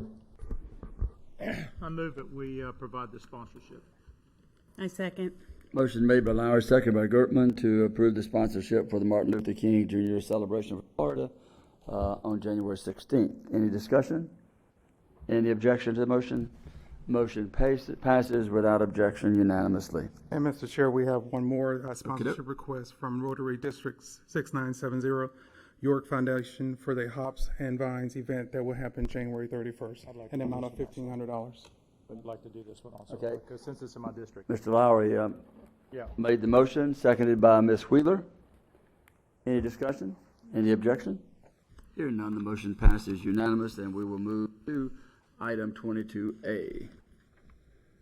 And at least they spelled it right here. Sorry. Chairman, members of the council, at your last meeting in November, Councilmember Wheeler and the council as a consensus asked staff to prepare a resolution supporting the Daytona Tortugas. Mr. Rothwell actually did the research, working with the organization directly, and we present this resolution for your consideration. Good. Ms. Wheeler. Yeah. Thank you, Mr. Chair. I move to approve the resolution supporting the Daytona Tortugas and the continuation of minor league baseball in Daytona Beach. Second. Motion made by Wheeler, seconded by Post. Any further discussion? I know what I said about spelling it correctly. There was a Facebook page where people were saying support the Tortugas or something, so they spelled it wrong, but they got the message out. Ms. Wheeler. Mr. Chair, if I could just add that I think at the elected officials roundtable, I will be presenting that opportunity for each city to also do their resolutions. Cool. Now we go into item 23, performance evaluations for the county manager and the county attorney. And in light of what we just received, counsel, from Attorney Dan Eckert, which I'll read into the record. I resign as county attorney effective January 31st, 2020. I deeply appreciate the opportunity to have served. Copies to George Rechtingwall and Suzanne Conkin from Dan Eckert. And according to the terms of the contract, we would have to waive his 60-day notice to accept this. and I brought this for the council to consideration. Ms. Wheeler? Mr. Chair, I would move approval of this, but have it as of December the 31st. Second. Motion made to accept the resignation effective December 31st, 2020, of our attorney, Dan Eckert. Dan, is that okay with you? This is the council's decision. Okay. Well, it is for him to accept. He's offering it. He has to give 60 days notice. We have to waive the 60 days notice in accepting this, and that's what I'm asking, that the 60-day notice is waived for this. That was included in your motion. Yes. That the 60-day notice required of him is waived, and the effective date would be December 31st. Any further, Ms. Dennis? Mr. Chair, I prefer that we honor Mr. Eckert's request of January 31st for multiple reasons. Number one, council needs to give direction and appoint an interim county attorney. I think that would work the first meeting in January. I'm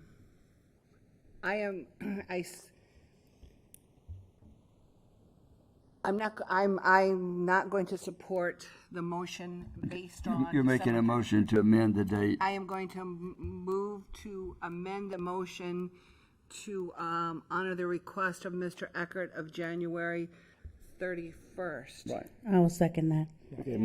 Motion's made by Ms. Dennis, second by Ms. Skirtman, to use the date January 31st. There's a motion and a second. Any discussion? Ms. Dennis? Mr. Manager, Mr. Chair, I'd like to finish. I just wanted to get the motion out there. And the amendment. I appreciate that. This is a difficult time, and we've never done this before, and I understand. Mr. Eckert, for all the years of service, sir,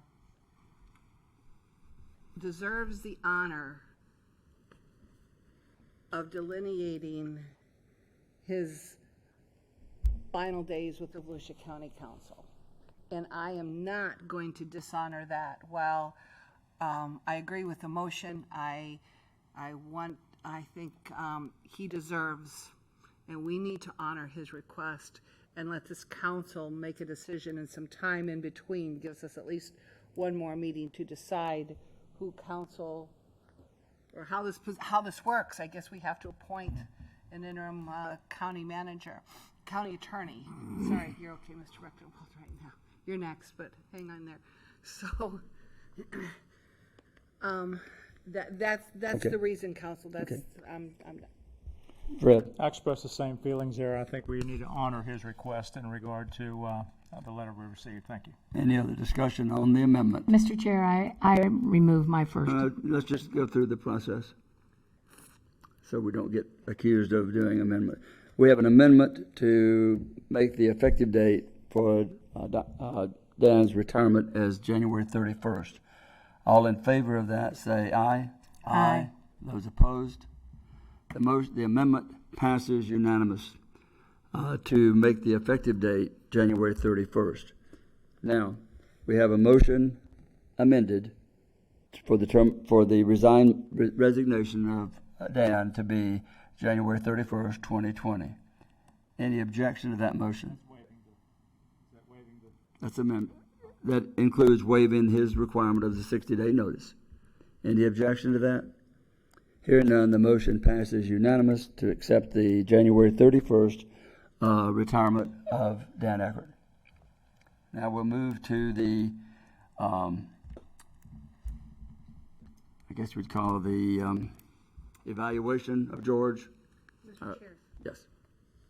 Excuse me, before we move right on after this, first of all, we need to take a breath and maybe have some council discussion as to process and procedure.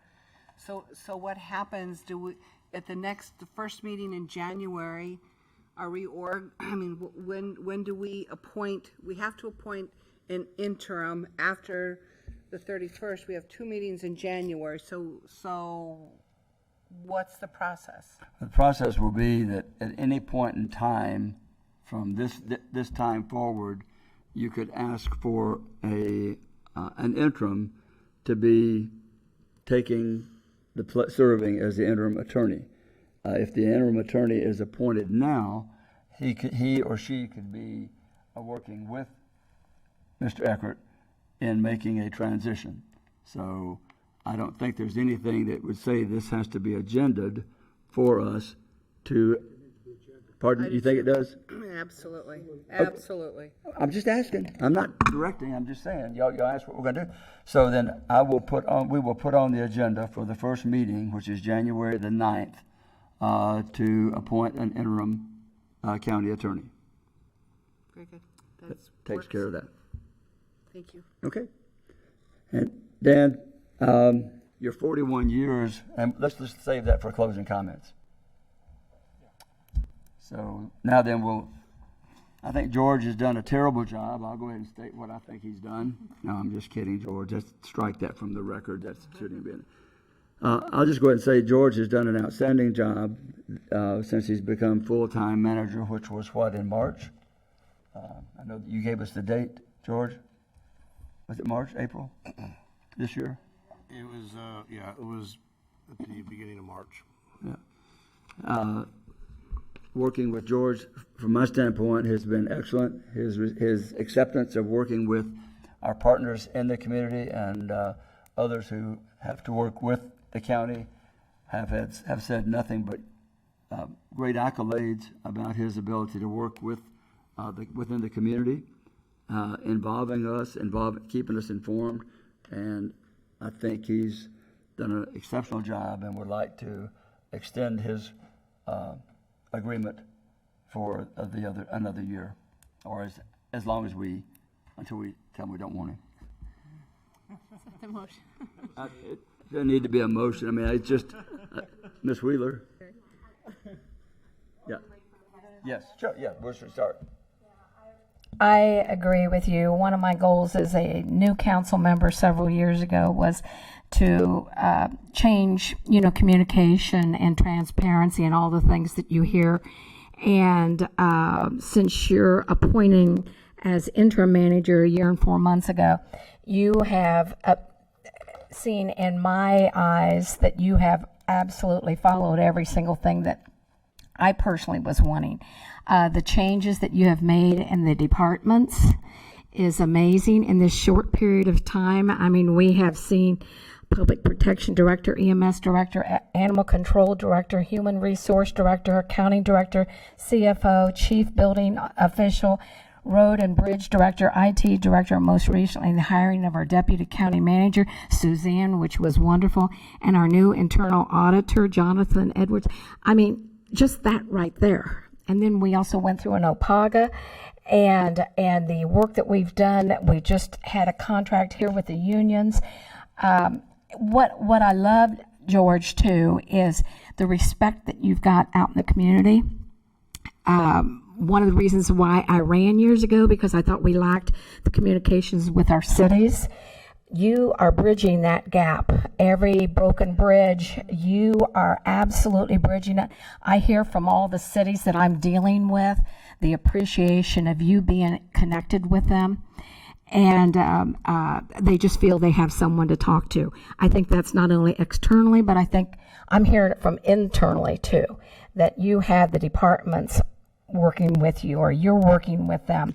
And I couldn't ask for more than that.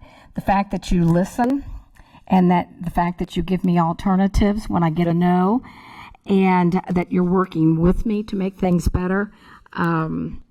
Be the change you want to see. You are that change that I want to see. And courage is the power to let go of the familiar. You've done all of those things. You've stepped out there. You have absolutely stepped out there. So I am proud to call you my manager for Volusia County, and I'm eager to continue that forward movement and see where we're going. Really excited, George. Thank you. Ben. George, I think we were fortunate to have a candidate from inside that knew our county from the bottom up. where you started and worked all the way up. You've excelled in every area that you've worked in Volusia County. This list of accomplishments for the last year, and we started the year under some turmoil, as you know. You stepped up to the plate not knowing if you even wanted it. Then you lost your brain and took it. And I feel like you've done an excellent, excellent job. You and I have both talked that now it's time to take that little more step forward. You've got help behind you where you were having to do so much of the day-to-day operations that really need to be handed off to other people, and you direct them. So you have to take that step and go forward, and it's new. I think you've excelled as someone who's taken over a major organization. There's always a step to take to go a little further. I have to rate you very high, very, very high, and I strongly believe that as time goes on and you get your feet under you, all you're going to do is get better. But that's the goal you need to achieve, how to be the leader with your head stuck out a little further. Sometimes those shoulders get slapped on pretty bad, and you have to take the good with the bad. But I think that we did the right thing. You don't always have to go somewhere else to find a professional that's been fired from somewhere else, no less. We had a good professional right here in our midst, and you proved to me that you were the right choice at the right time, and we hope to keep you for many years. So don't buy a mobile home. We want you to stay in a house that you can't sell, because we do want to keep you. You've done a good job, George. Thank you. Thank you, Ben. Ms. Post. I thought we were going in order, but so I had brought up the issue of doing the written evals before, and I went ahead and put mine in writing, and I'll submit it for record. But I think this is important enough to read the various points, and it's not super long, so I'm going to do that. Prior to taking on the role of county manager, George, you gained a lot of years of experience working in various capacities within the county, and those prior roles have given you a really keen insight and ability to assess the efficiencies and operations of division at every level. And I have noticed that in just about every one of our conversations. You possess a unique ability to understand, to empathize, and to work well with people from different corners of the community. That I really love about you. It's important to be able to have a beer with people, but also to be a teetotaler too, right? So you avail yourself to meet regularly with employees, with county council members and community members, working to maintain open communication and a good flow of information and understanding. Prior to you, there was no communication, and I did not have regular meetings with the county manager, and the communication has been wonderful. You work to address issues in a timely manner, and you've succeeded in setting and obtaining new goals. You've shown a dedication to creating positive changes within the administration. As Councilwoman Wheeler has mentioned, so many changes have occurred within the administration of Volusia County in the last year and a half. And you focused on providing quality services while remaining fiscally responsible, which is extremely important. Just the fact that all of those changes have occurred is phenomenal to me within a year and a half. But the fact that they've occurred in such, they've really given me hope, and I see some really good momentum happening. And so I'm really happy about the future of Volusia County with you in the role. You continue to ensure oversight of divisions at every level to ensure the best possible outcomes. You work diligently to obtain accurate assessments and reboot various divisions within the county organization to provide for higher standards and environment for employees to begin thinking outside the box. And that, I know we've had many discussions on as well. The fact that you're allowing employees to actually spread their wings and use their expertise and their knowledge and really push forward and be the professionals that that we have in the county and let them run with that is fantastic. And I know that the employees are very happy about that as well. I've gotten a lot of good feedback about that around the county. You display a positive attitude through all of this. And you work to surround yourself with an excellent leadership team. The people that you've brought on thus far have been working out very well. And you have the ability to clearly see the qualities that can assist in taking Volusia County in a new direction. When an issue arises, you look objectively at the situation, you seek immediate feedback, and you work doggedly to put common sense solutions and initiatives into place. I really like the word doggedly because I'm a little tenacious myself, so just been very, very happy. The one thing that I also wanted to say, because in your position, you have a very unique position because you have 7 bosses. So over the last year, you have greatly improved, I think, in taking command of your role, taking into consideration the needs and directions of the county council out of all of us, yet focusing on the specific duties and responsibilities of the role so that so many employees and citizens of Volusia County depend on, and less focus on any kind of political backlash. You've done really well threading that needle, and I would really like to see that continued unwavered focus. And that's really what I was looking for in this role, was really someone to just come in, get her done, do the job, move us forward, and not make those decisions based on anything else. And thus far, that is absolutely what I've seen. So I'll say this concludes my performance evaluation of the county manager, but in regards to providing for an approval and pay increase, I approve the same level of pay increase being provided to other county employees in completing your first full year in this position. And I am very honored to work with you, and again, very excited for the future of Volusia. Is there a second to that motion? Second. Motion made by Post, seconded by Denny's to continue the employment with the current raise level given all other county employees. Any further discussion on that part of it? Any objection to that motion? Hearing none, that part of the motion passes. That motion passes unanimous. Ms. Gertman. Thank you. I could say ditto to everything that's already been said, so I won't duplicate.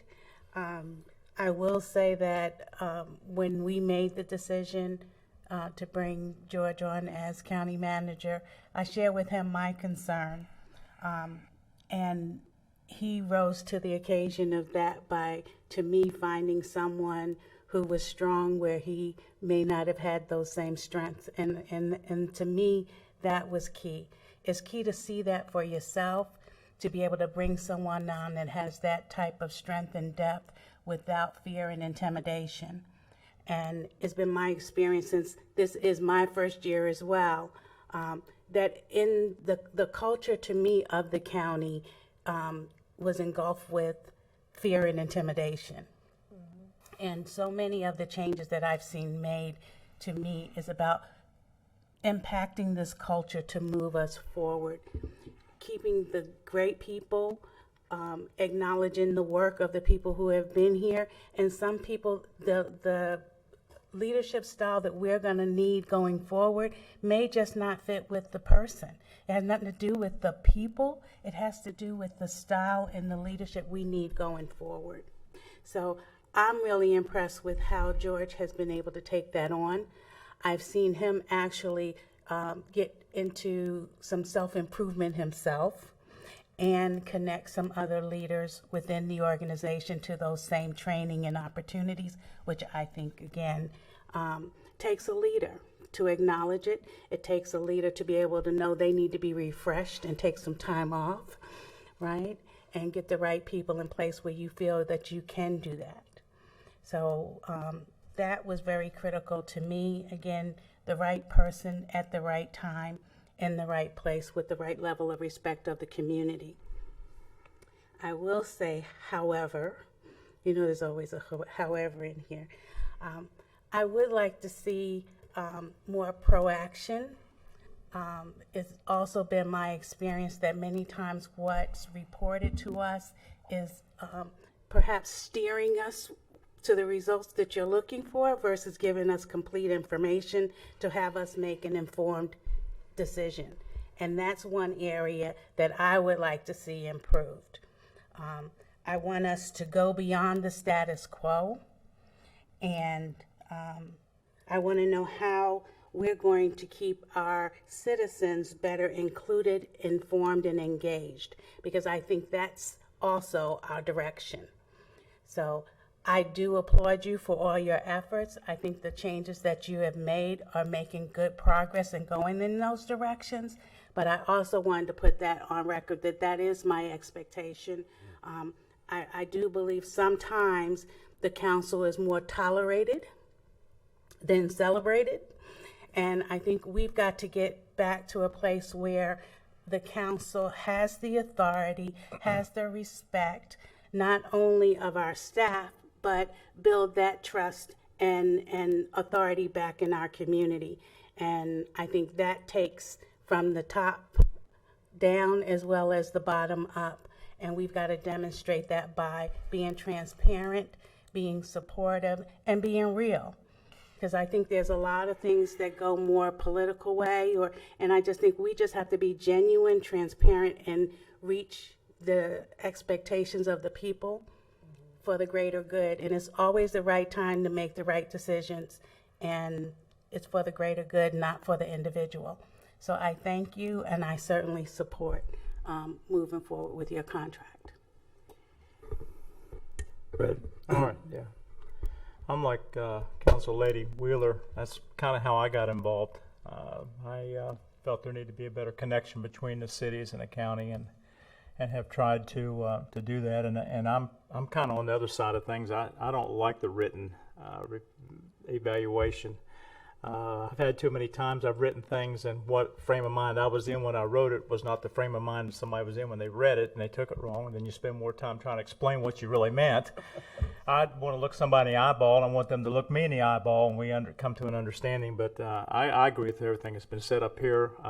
Done a great job. I know my cities and my area feel like they're very encouraged, very positive about things, and I think the perception of countywide is improving in regard to the council and to the county. And I know everything that I've ever come to you on, man, gets handled right away, and so forth. And I appreciate that, and appreciate all you do to help us out.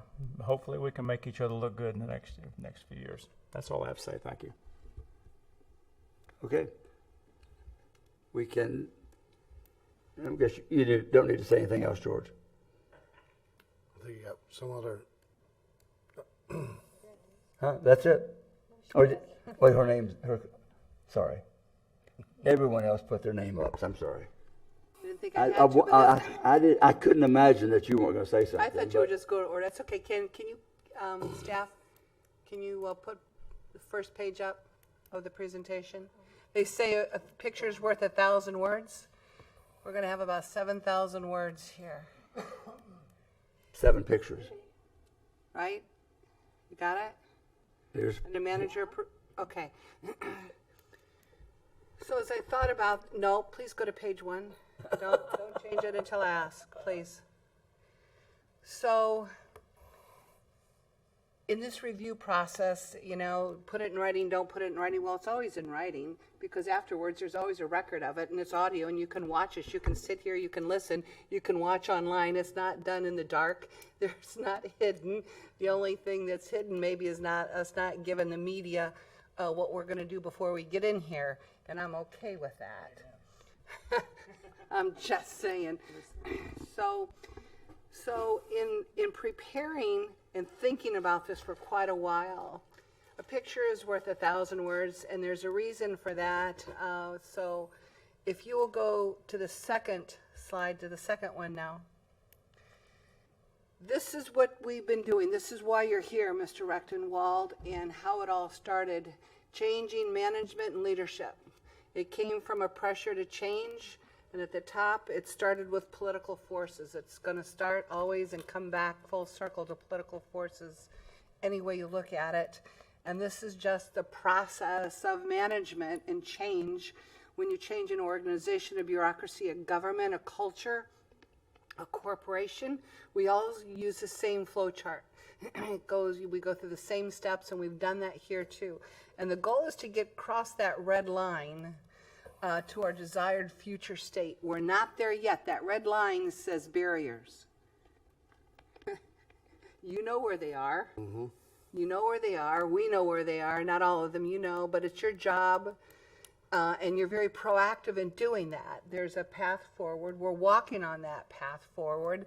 We're not there yet, and some of my colleagues have discussed the culture that needs to change, and I'm going to address it since we just a sidebar here, since we jumped past the county attorney's review. I still have words about the county attorney's office that can't go unstated. I won't go into 2020 without making those comments, and today's when we do it, so I won't do it now. I'll wait to council member comment time. This is probably the most appropriate time, Mr. Chair, but I'm going to address some things there too, because nothing happens in a vacuum. We have two employees and on the third floor. Can you go to the next chart then? So here's your chart. Here's our org chart. And what struck me with this, when I looked at this, we see Mr. Rechtenwald there, and then and this is why I'm going to address it under council member comments. We see the county attorney's office there, and then it stops right there. So here's all of one side of the third floor. The other side of the third floor was silent, which is why I requested a copy of the org chart that council members you should have received, and we all received it shortly after my request. So this is where we are. This is what the reorg looks like. Now, if you go to the next one, here we go. Picture's worth 1,000 words. And why this is so critical, and Councilwoman Gertman alluded to it, addressed it, because when you were interviewing, you said, I almost hired somebody that I was so comfortable with because he was just like me. And then you said, I don't need somebody just like me. I need somebody. So a good leader plays to their, and it's not a weakness, it's just not your gifting and calling. We all know what we can do, and we know what we can't do. You know the areas that you felt as a leader needed to be strengthened, and you hired to that. And that's the mark of a good leader, to say, I can do this, I can't do that, but I'm going to hire to that. And that's exceptional. And not only did you made an exceptional choice with Suzanne Conchen. I think this is a good team. I think you have positioned, both of you are positioning Volusia County very strongly for 2020. Okay, if you go to the next one. Here's another one. We have a new HR director. Again, an excellent call. A picture's worth 1,000 words. Here we are. Go to the next one. Here's the key. Communication. We've all talked about this, right? This has been the weakness in communicating, not just with council, but with our cities, with our citizens, and you are strengthening that, and we're getting stronger every day, and we're growing by leaps and bounds, and I think that message, we're not there yet. We're still on that red dotted line. We have not broken down all those barriers yet, because changing a culture in an organization like this is difficult, and you know there are those that you'd be the manager. But communication has been a huge focus for me, and I know my colleagues. And if you go to the next slide, here's part of the success. I looked at this, took a screenshot. This is a first, council. Look at the date. Monday, Tuesday, Wednesday, Thursday, Friday. There's updates to council, from media activity to government activities. Every day, every night, we get updates.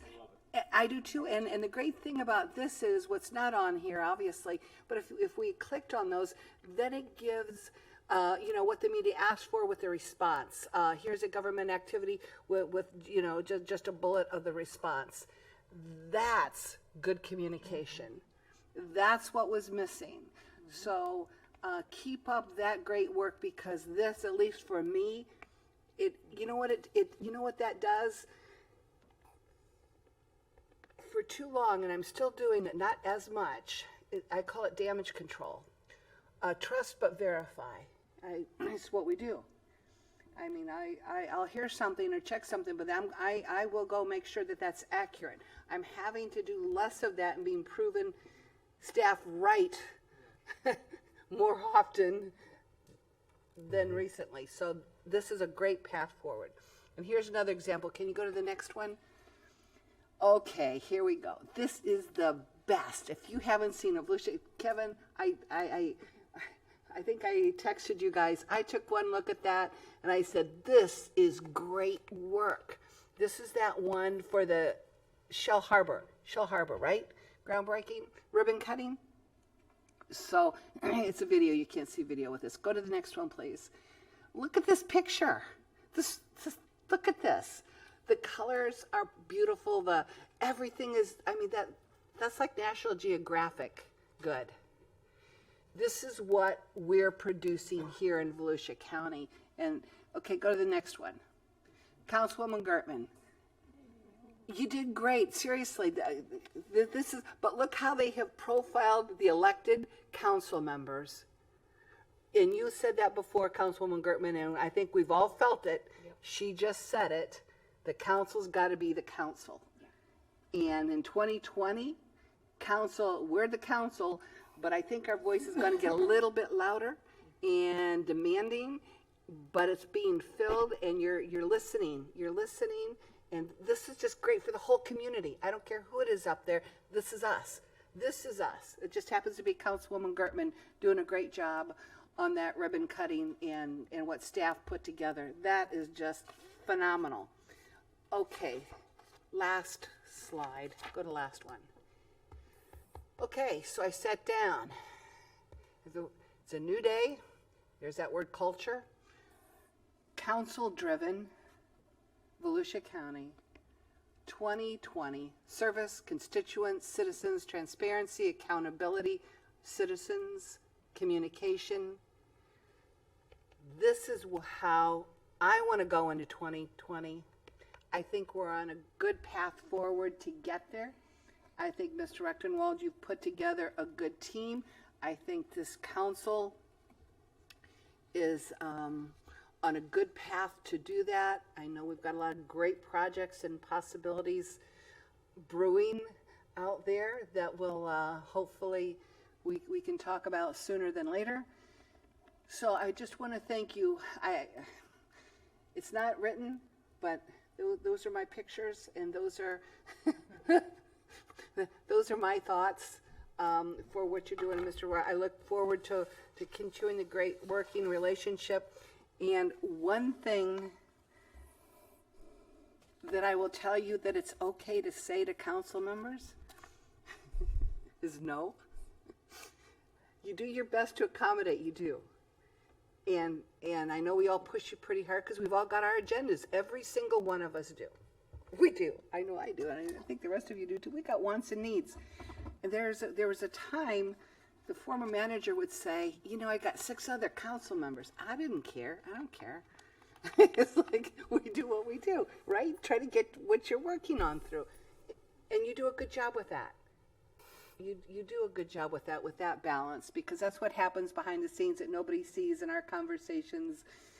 But you take it into consideration, and if you can accommodate, you will. But you have the county's best interest at heart, without a doubt. I am so confident that Volusia County and our future going forward with a council-driven New Day culture, transparency, accountability, and communication with our citizens is on a very strong path forward.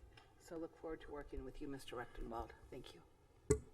George, just quickly, Well, thank you, and thank you for your confidence, and thank you for your points, because that's what we build on. I need that constructive criticism, and I need to know what is important so that we can roll that forward. I want to thank Susan for taking the job. So, and I also want to thank the department heads and the division heads and all the employees, because without them, nothing gets done. And we do have a great staff, and it's only getting greater. And I look forward to this coming year of taking us on to the next level. So thank you. Thank you. I think the summary, in my perspective of this evaluation, the varied evaluations that we all gave is much more helpful to all of us than a performance 1 point for this, 3 points for that, 5 point for this, average 3.57 on it.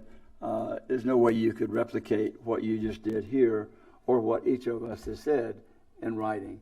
And the other thing I didn't really like about that, when the newspapers ask us how we're going to vote on something, I'm not ever going to tell you or anyone how I do that. And I think your editorial was off base. Whoever did that expects us to tell our position on an agendaed item. That was an agendaed item. So maybe that will get picked up somewhere. At least it's on the record. But thank you, all of you, for taking the time to do these evaluations. I think we can move forward now with confidence. So we will now move. It was a good segue, ending with Kevin, Captain. He will give us an update on the community events. Thank you, Mr. Chair. Honorable members of council, Kevin Captain, Interim Community Information Director. We have 2 events for December.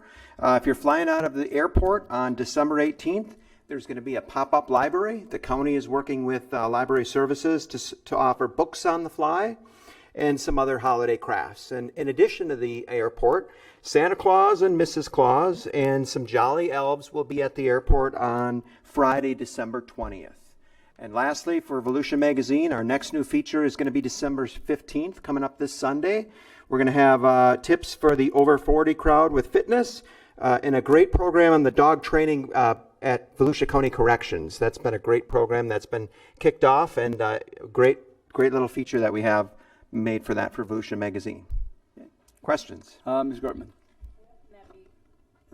Where could that be found? That can be aired on WDSC TV, channel 15, on Sunday night at 5 p.m. and Monday it repeats at 7:30 p.m. And also, all of the previous episodes of Volusia Magazine can be found on volusia.org/Volusia Magazine, and they go back years. And if you want to just sit and watch and learn all sorts of education one night, there's a ton of them. They're great. Thank you. That's channel 15 on Bright House. 15 on Spectrum. Well, same. Sorry. You're same right. thing. You're right. Yep. Yes. Okay. Kevin, what was that one about the elves on the 20th of December? What was that? Who That's, where do they come? Is that a group that's doing that? It's a group that comes to the airport. I'm not sure exactly who does It's not a county group of people. It might be. Can I join? Because I've got my elf outfit already. I will get with Joanne and I'll make sure you are signed if I up. can come and wear my elf man. outfit. Little elf and magic. A picture is worth 1,000 words. Thank you, Kevin. Thank you. Now we'll move into public participation. I have no one wishing to speak at this time. We'll move on to comments by George. Start with you. Just a reminder that in January we are going to have a workshop. So, and this is our only meeting here in December. So I want to make sure that everybody is putting together the topics and get them into me so that we can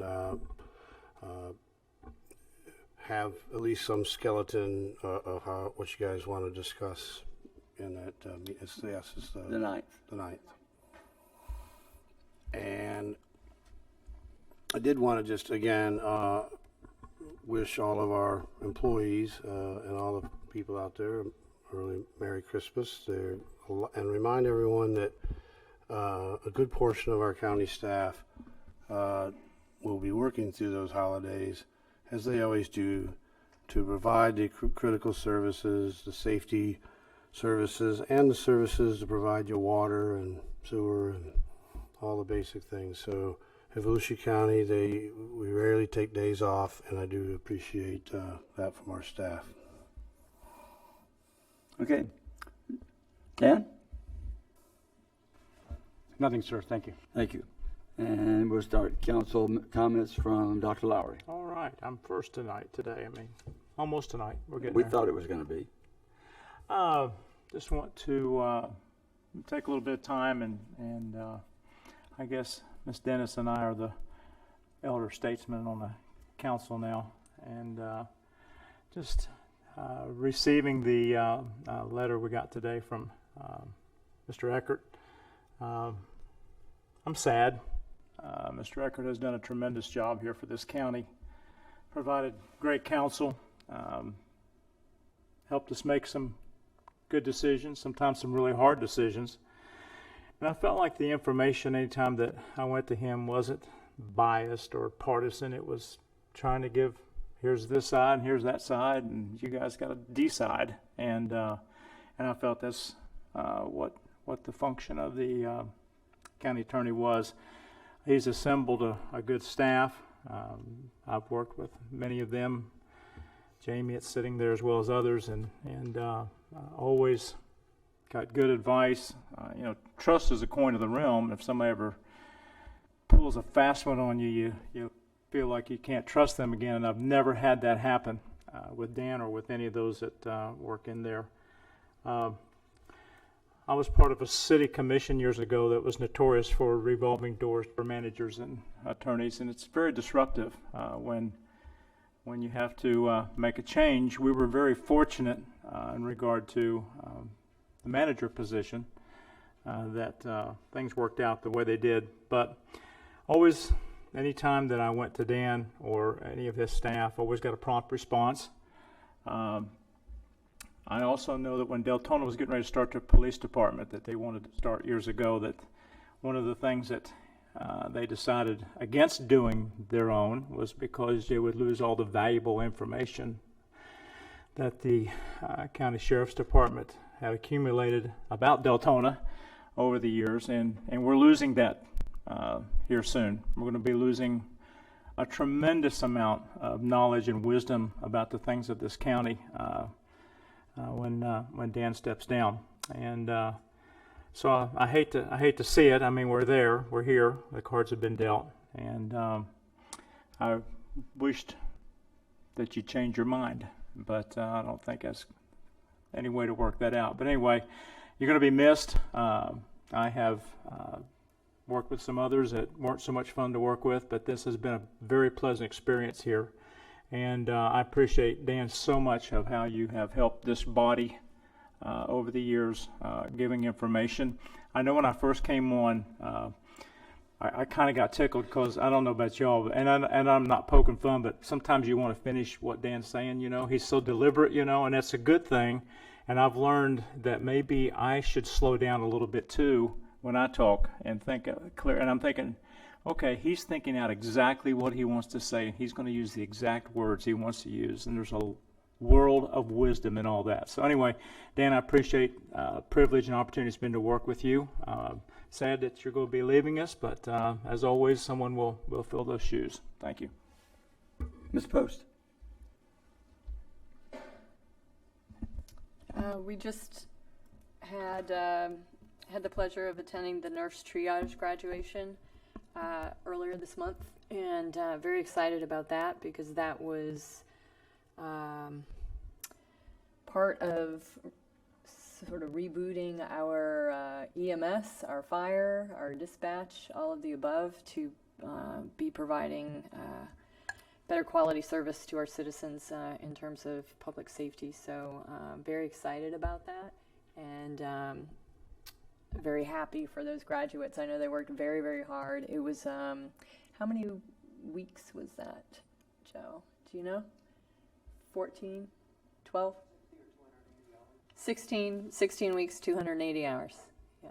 So that's an awful lot of time for those nurses to sit in there and to get their certificates and to be providing that service for us. So extremely excited about the prospect of that and what that's going to do in terms of the ripple effect for providing services and the impact in each of those 3 areas.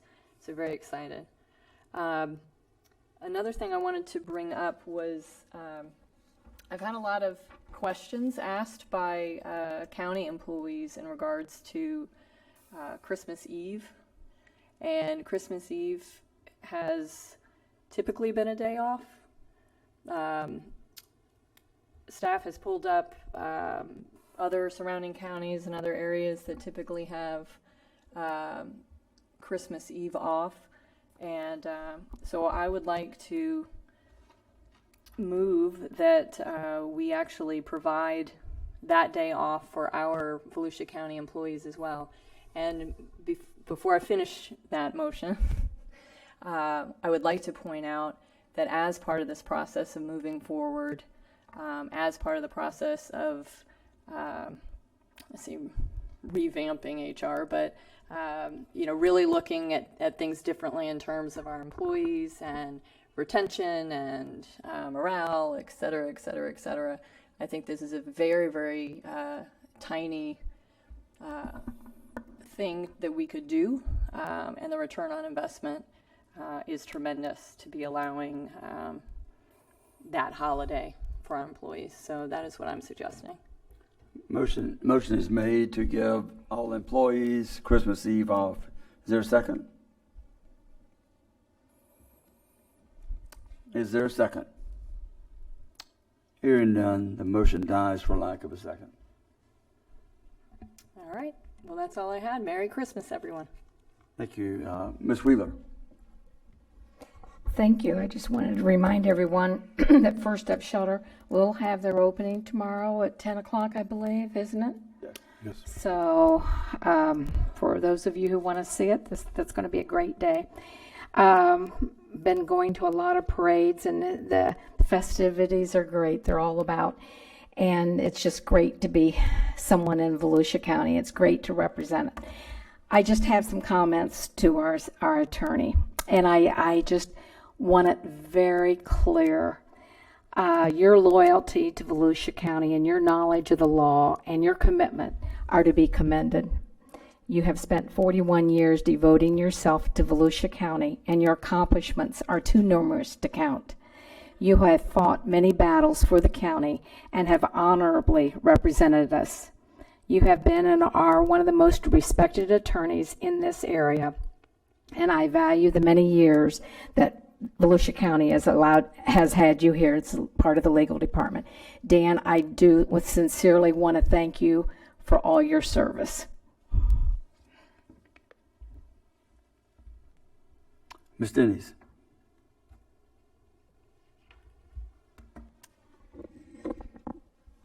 Thank you, Mr. Chair. Because we're not coming back in January, we're going to, I guess this is the appropriate time to discuss it, since we didn't have the county attorney review, because it's not just about the county attorney review, it's about the department, which is why we are where we are and having this discussion. And I was prepared, still prepared, for the review of the county attorney and his office. And there's just some things that before the year closes out and as we chart a new path forward for 2020, I want to go, this is just me going on the record, as to my uncertainty, because we have a whole floor up on the third floor, half of the third floor, third of the third floor, of attorneys, a bank of attorneys up there that listen to every county council meeting. They listen. Everybody listens when we're in session. The whole building listens. And when there's an issue addressed with council, if somebody doesn't know, somebody sitting up there certainly can find it out and get an answer back to this county council. And there have been times that it has just gone unspoken. And there are times that I've asked for a legal opinion, or do you have anything to say, and there's been nothing. And then my question is, who represents council? So I'm going to go through my review quickly now. It's not like the managers, but staff, if you could put the first one up, and I'm going to go through it pretty quick, because I'm going into 2020 and the decision or the direction this council makes. I want you to know where I'm going to come from, and questions I'll be asking with whoever the interim is. Okay, go to the second page. Here's the org chart that we received from Mr. Eckert after I requested it to take a look at it. So this is what the county attorney's office looks like currently.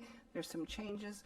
If you go to the second page, next one, this is what changed it for me, this picture, and don't change it yet. On this vote on the Legends Parade, I voted with legal. I was in the minority on that vote. Because I was told there was no path forward. I was told you can't do it time after time after time. No, we're gonna stop driving on the beach. We can't do it. We can't do it. Okay, I'm gonna protect beach driving. Next slide, please. Until, wait, I got the fix. There's a legislative delegation. When I looked at this picture, with all due respect, I thought, how can I be told you can't do it, you can't do it, you can't do it? Oh wait, here's a legislative fix. Boom. Next picture, please. So then, when this council, at the very last minute, the 11th hour, on an event and an interpretation from the Ethics Commission on gifting, we asked legal during a meeting, well, what does that mean? Is it 100? Is it 100 plus? What is it? There was no answer.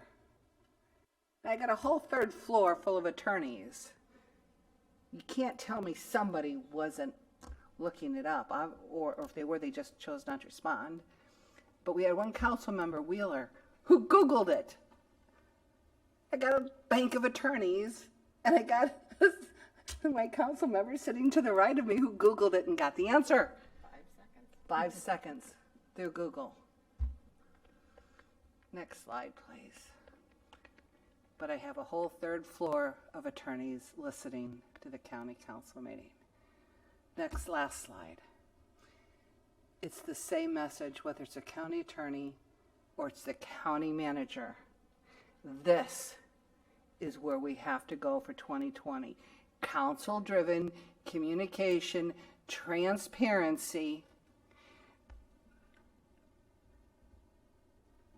But we have to, on this workshop, council, I would like one of the main tenets to be the purpose of the county attorney's office and how they represent council and how that works. I want to know how it works. Who represents council? Because even the Legends Parade, after I've thought about all this, I don't want to keep going over, but the truth of it is, if that was an issue all those years and legal knew it, why didn't you tell council? Don't blame it on the previous manager. Did he cloak it? Possibly. I don't want to go through all that. The bottom line, if legal knew then and didn't tell us then, and then we all played it out publicly, that's not going to happen again. And if it does, we're going to sell some newspapers. So that's where council going forward in 2020 with our legal department and whoever the interim is going to be, and where we want to go as a council. Please know these are important issues. Some of them we should not have had to deal with as publicly as we did. And I think somebody, Councilwoman Gertman, I believe you said it, tell me which, I think it was you, somebody said, tell us what we can do, tell us what we can't do. Just don't tell me you can't do it, you can't do it, you can't do it. How about if you choose to do it, here's how it'll play out. Give us that opportunity as elected officials and take the risk. And if you can't defend it legally, tell us that too and tell us the risk. That's what I expect. That's what I want all of it. And Councilwoman Gertman, it was you. It was you that said that. I want all the information. I think this council deserves it all. And that's all I have. Merry Christmas. 2020 is going to be the beginning of a new era and a whole new culture here in Volusia County, and I'm going to do everything I can to set us up for success with our team. Thank you. Ms. Gertman. Thank you. First, I'm going to say happy holidays and Merry Christmas to everyone. Last week was a really fun week for me. So first was the Shell Harbor ribbon cutting, and I got out on the boat out in Lake George. Haven't been on a boat for 20 years, so it was really good. So I want to thank those that donated the land, and that was Peter Glover and Kevin O'Dwyer. But what I also want to mention is a thank you to former Councilman Pat Patterson, because I think he had a lot with keeping this going. My understanding, it took 4 years to make this happen. But it was also at the request, however, of Mayor James Sowell, who is now deceased. And we were asked by one of the Pearson council members, whether or not we could do something to acknowledge him at that park. So I wanted to ask council how we could go about that, or what the process would be to have a plaque or something to acknowledge him at Shell Harbor. Let's look at it. I know one of the things we could possibly look at doing it, and rather than to discuss all of it, there could be naming the park would be one, naming a part of the park, or something could be another thing. Maybe get with George, and y'all come up with some ideas, and Kevin. Certainly. Bring those back to us. Certainly. But I wanted to share that.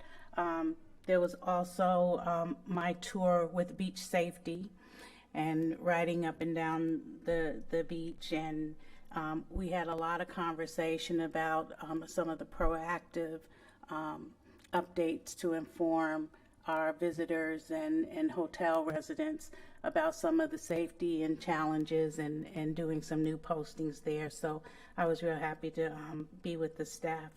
One of the things we talked about in response to some recent events was some of the response and training for crisis. And my understanding is the Director Pozo has some training and is dealing with the staff. But I just think some have reached out to me about crisis, suicide training, and how it impacts a lot of our first responders. So I just want to get a better understanding of how we're dealing with that, and ensuring that from the top down, that it's really seen as the critical need that it is, and the mental health approach, that it's not stigmatized, and that we have the resources and means to help our staff get in front of those concerns. So I know it's not something we can deal with right now, but if I can get further feedback on how we're dealing with that, I think countywide, because especially this time of year, there seems to be a lot of people hurting, but there just seems to be more you see from our first responders and others that are 3 in the last month. That just blows my mind. But yeah, so that's certainly a concern.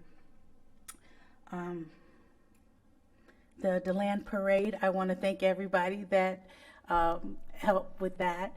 I've got to say thanks to the Rotary Club of DeLand that stepped up, but also I'm going to give a shout out to Dan and Jamie, because we tried to make it happen. But it was a great event, and we brought awareness to our census. So we had some little magnets that were made, and in February will be the dog parade. So we'll get it out even stronger in February. I want to say I do wish the best to our county attorney, and for him to know that he is respected and appreciated for time served. So thank you for all that you have done for us. And I think lastly, I want to thank all the residents that came out all the Sunrail supporters, and getting their voice heard in the message to the council, how critical that service is, at least to let you think about how it impacts this community directly. So I thank you for your time, and Merry Christmas to all that are here on council. Mr. Johnson. To start with, I think we need to hold Charles Hargroves in our hearts. I understand that his wife died yesterday, so everybody say a little prayer for him. Also, Dan, I want to thank you for your years of service. We've talked before, and you and I, when I first came in as sheriff, had a rocky start. Very interesting rocky start. And out of it, we became friends, and I learned to respect you and your work very much. You're probably the hardest working individual Volusia County had. People don't realize it didn't matter whether it was weekends, holidays, or nighttime, that you were in your office. Never did I come in here that I didn't seem to find you here. Your ethics are just unbelievable, and you can ask any attorney around. Of course, that may not be the right people to ask, is it? But no, truly, any attorney around, and they talk about your ethics and your knowledge of public law, of county, and to being a county attorney. You're dedicated. I mean, you are what the county's all about. A gentleman. You make good decisions. There's an old saying, though, if there's one attorney in town, they're going to go broke. If there's two, they're going to get rich. Because not every attorney sees it the same way.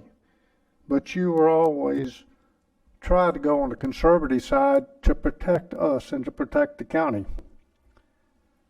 Pat Northey probably said it best. She says, I'm a real liberal, but I want a conservative county attorney.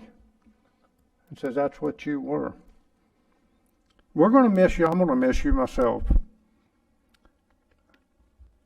I feel like that maybe things may have gotten off track a little bit, and they could have been fixed. I really believe that. You're a good man. We're going to miss you.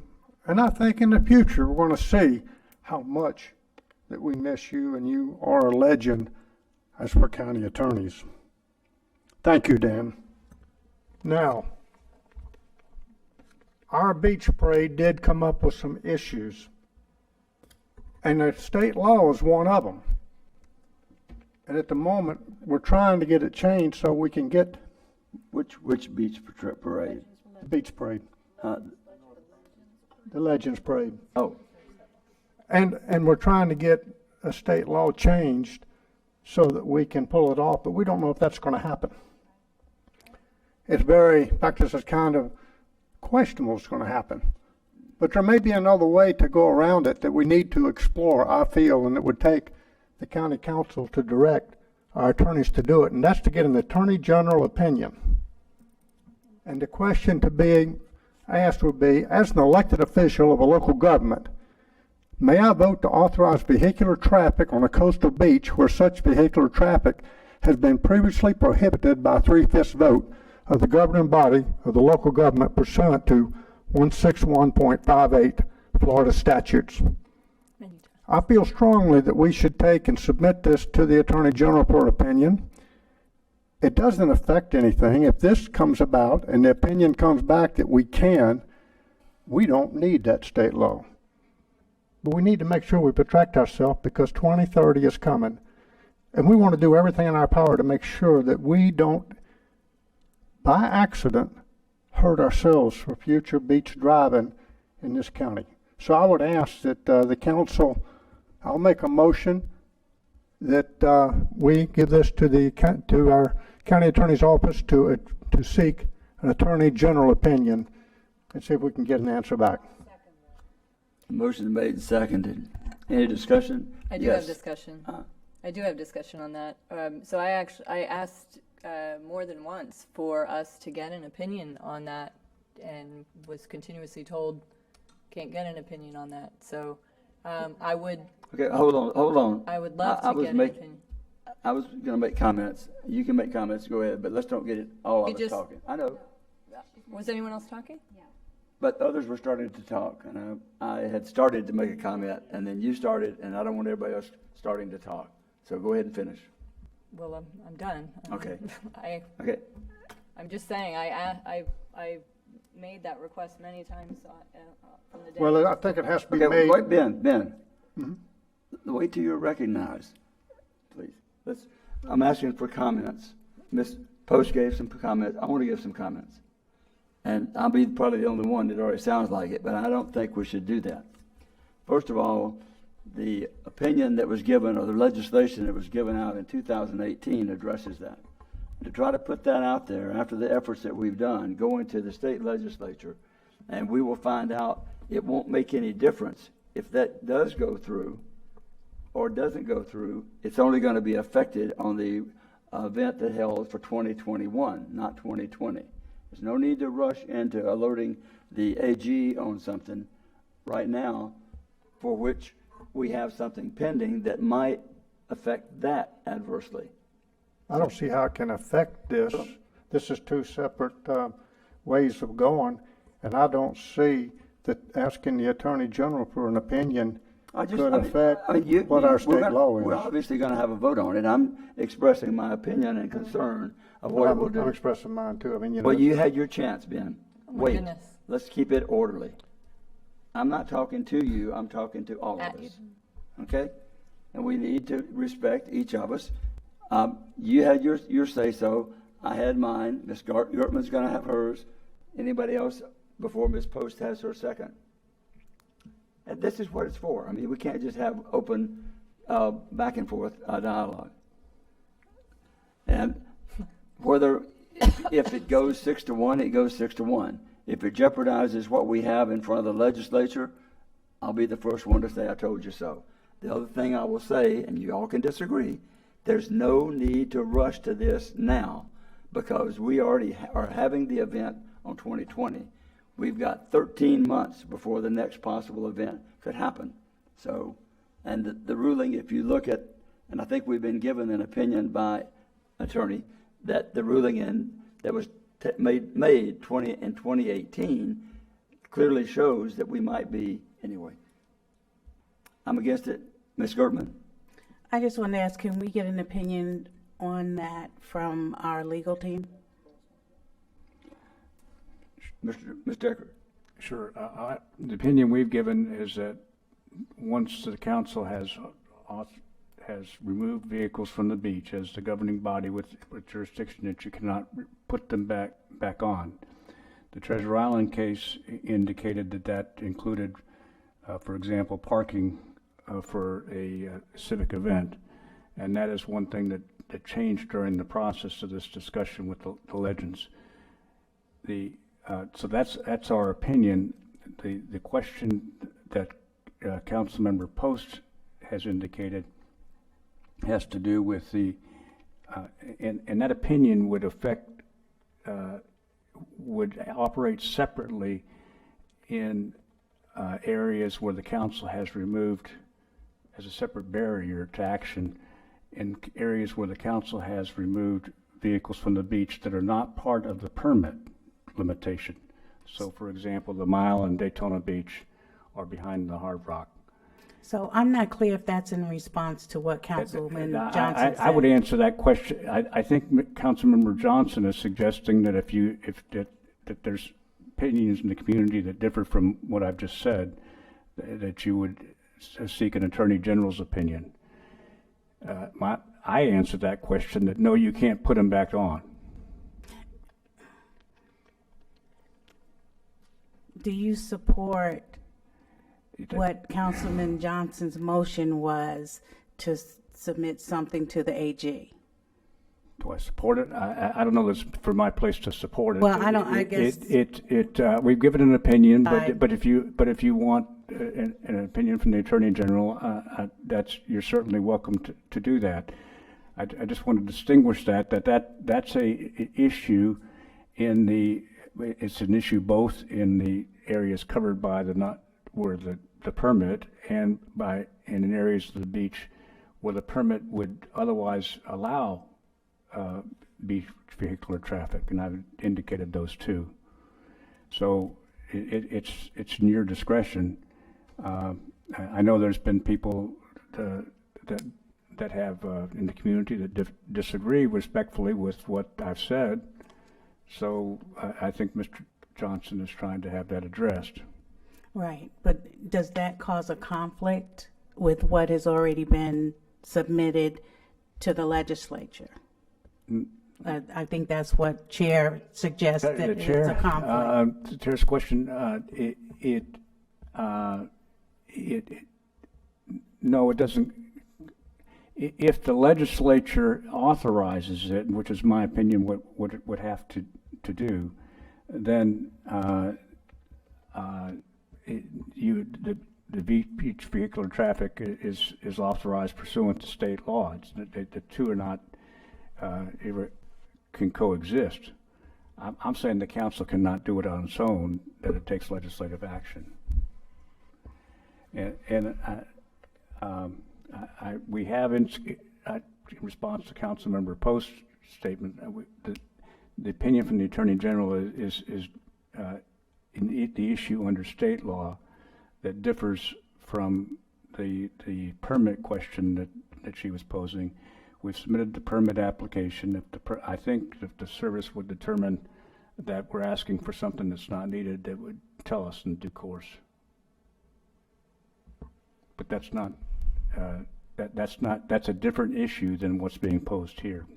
Councilmember Johnson is saying, just limiting his question to state law, which is appropriately addressed by the Attorney General, not by the Fish and Wildlife Service.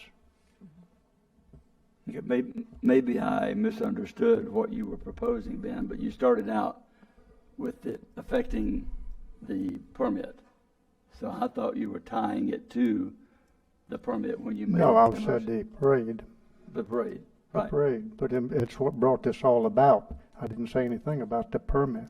I'm talking about state law and the possibility of looking at the state law and saying, can we do this, which Attorney General To previously was that I have asked many times prior, and this may help to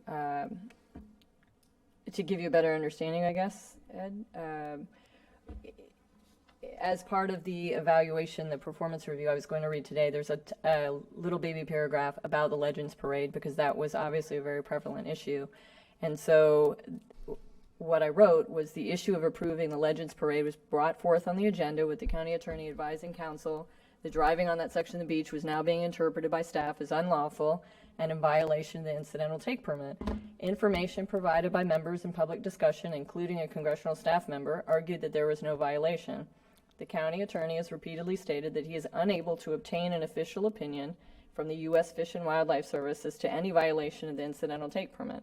When a county attorney advises he cannot get a simple official legal opinion on a permit that we hold from a government agency, that I find unacceptable.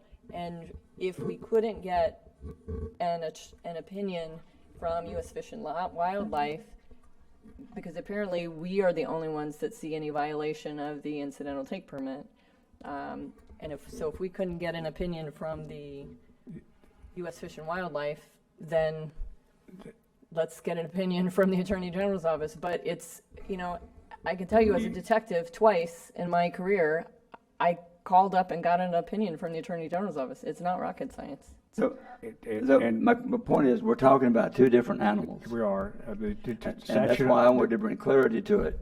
Both of them are solving the issue either way, and they are both very simple tasks that I think would alleviate and solve the issue. Let me reread this again. Everybody listen carefully of what I'm asking. I agree with what you're But saying. it's the way you prefaced it, Ben. What's that? It's the way you started off by the beach driving parade.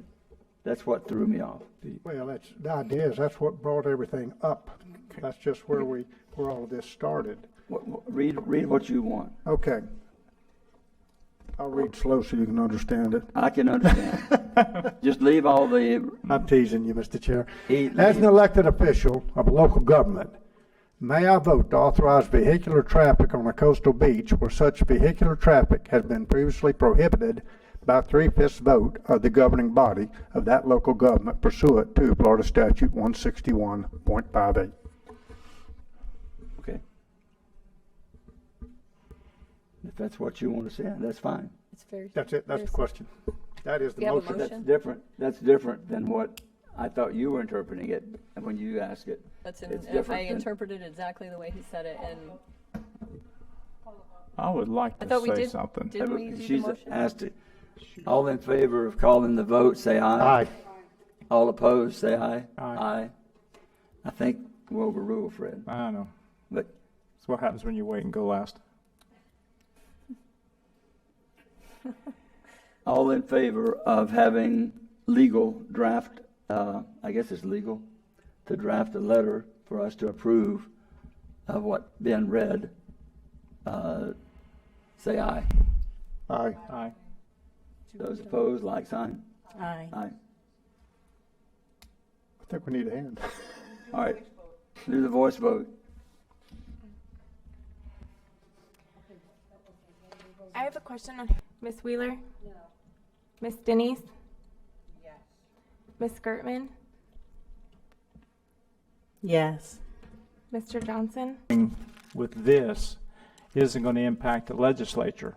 In other words, I was hoping we'd slow down just a little bit because if the legislature gets wind of this, which they will as soon as we're done today, is that going to impact them? See, that was my concern. Or is this two separate? I like the idea of shooting 2 arrows at one target, but I just want to be sure those arrows don't interfere with each other. And that was just my only concern. That's what I was wanting to address with legal. Okay. Ben, have you finished with your closing comments? Yes, sir. Next time you want to make a motion about something, stick to the oranges and leave the apples and pears and bananas out of the fruit salad. With that, Merry Christmas, Happy Holidays, and those of you who celebrate Hanukkah, may it be a good one. Meeting's adjourned at 2:50. Wow.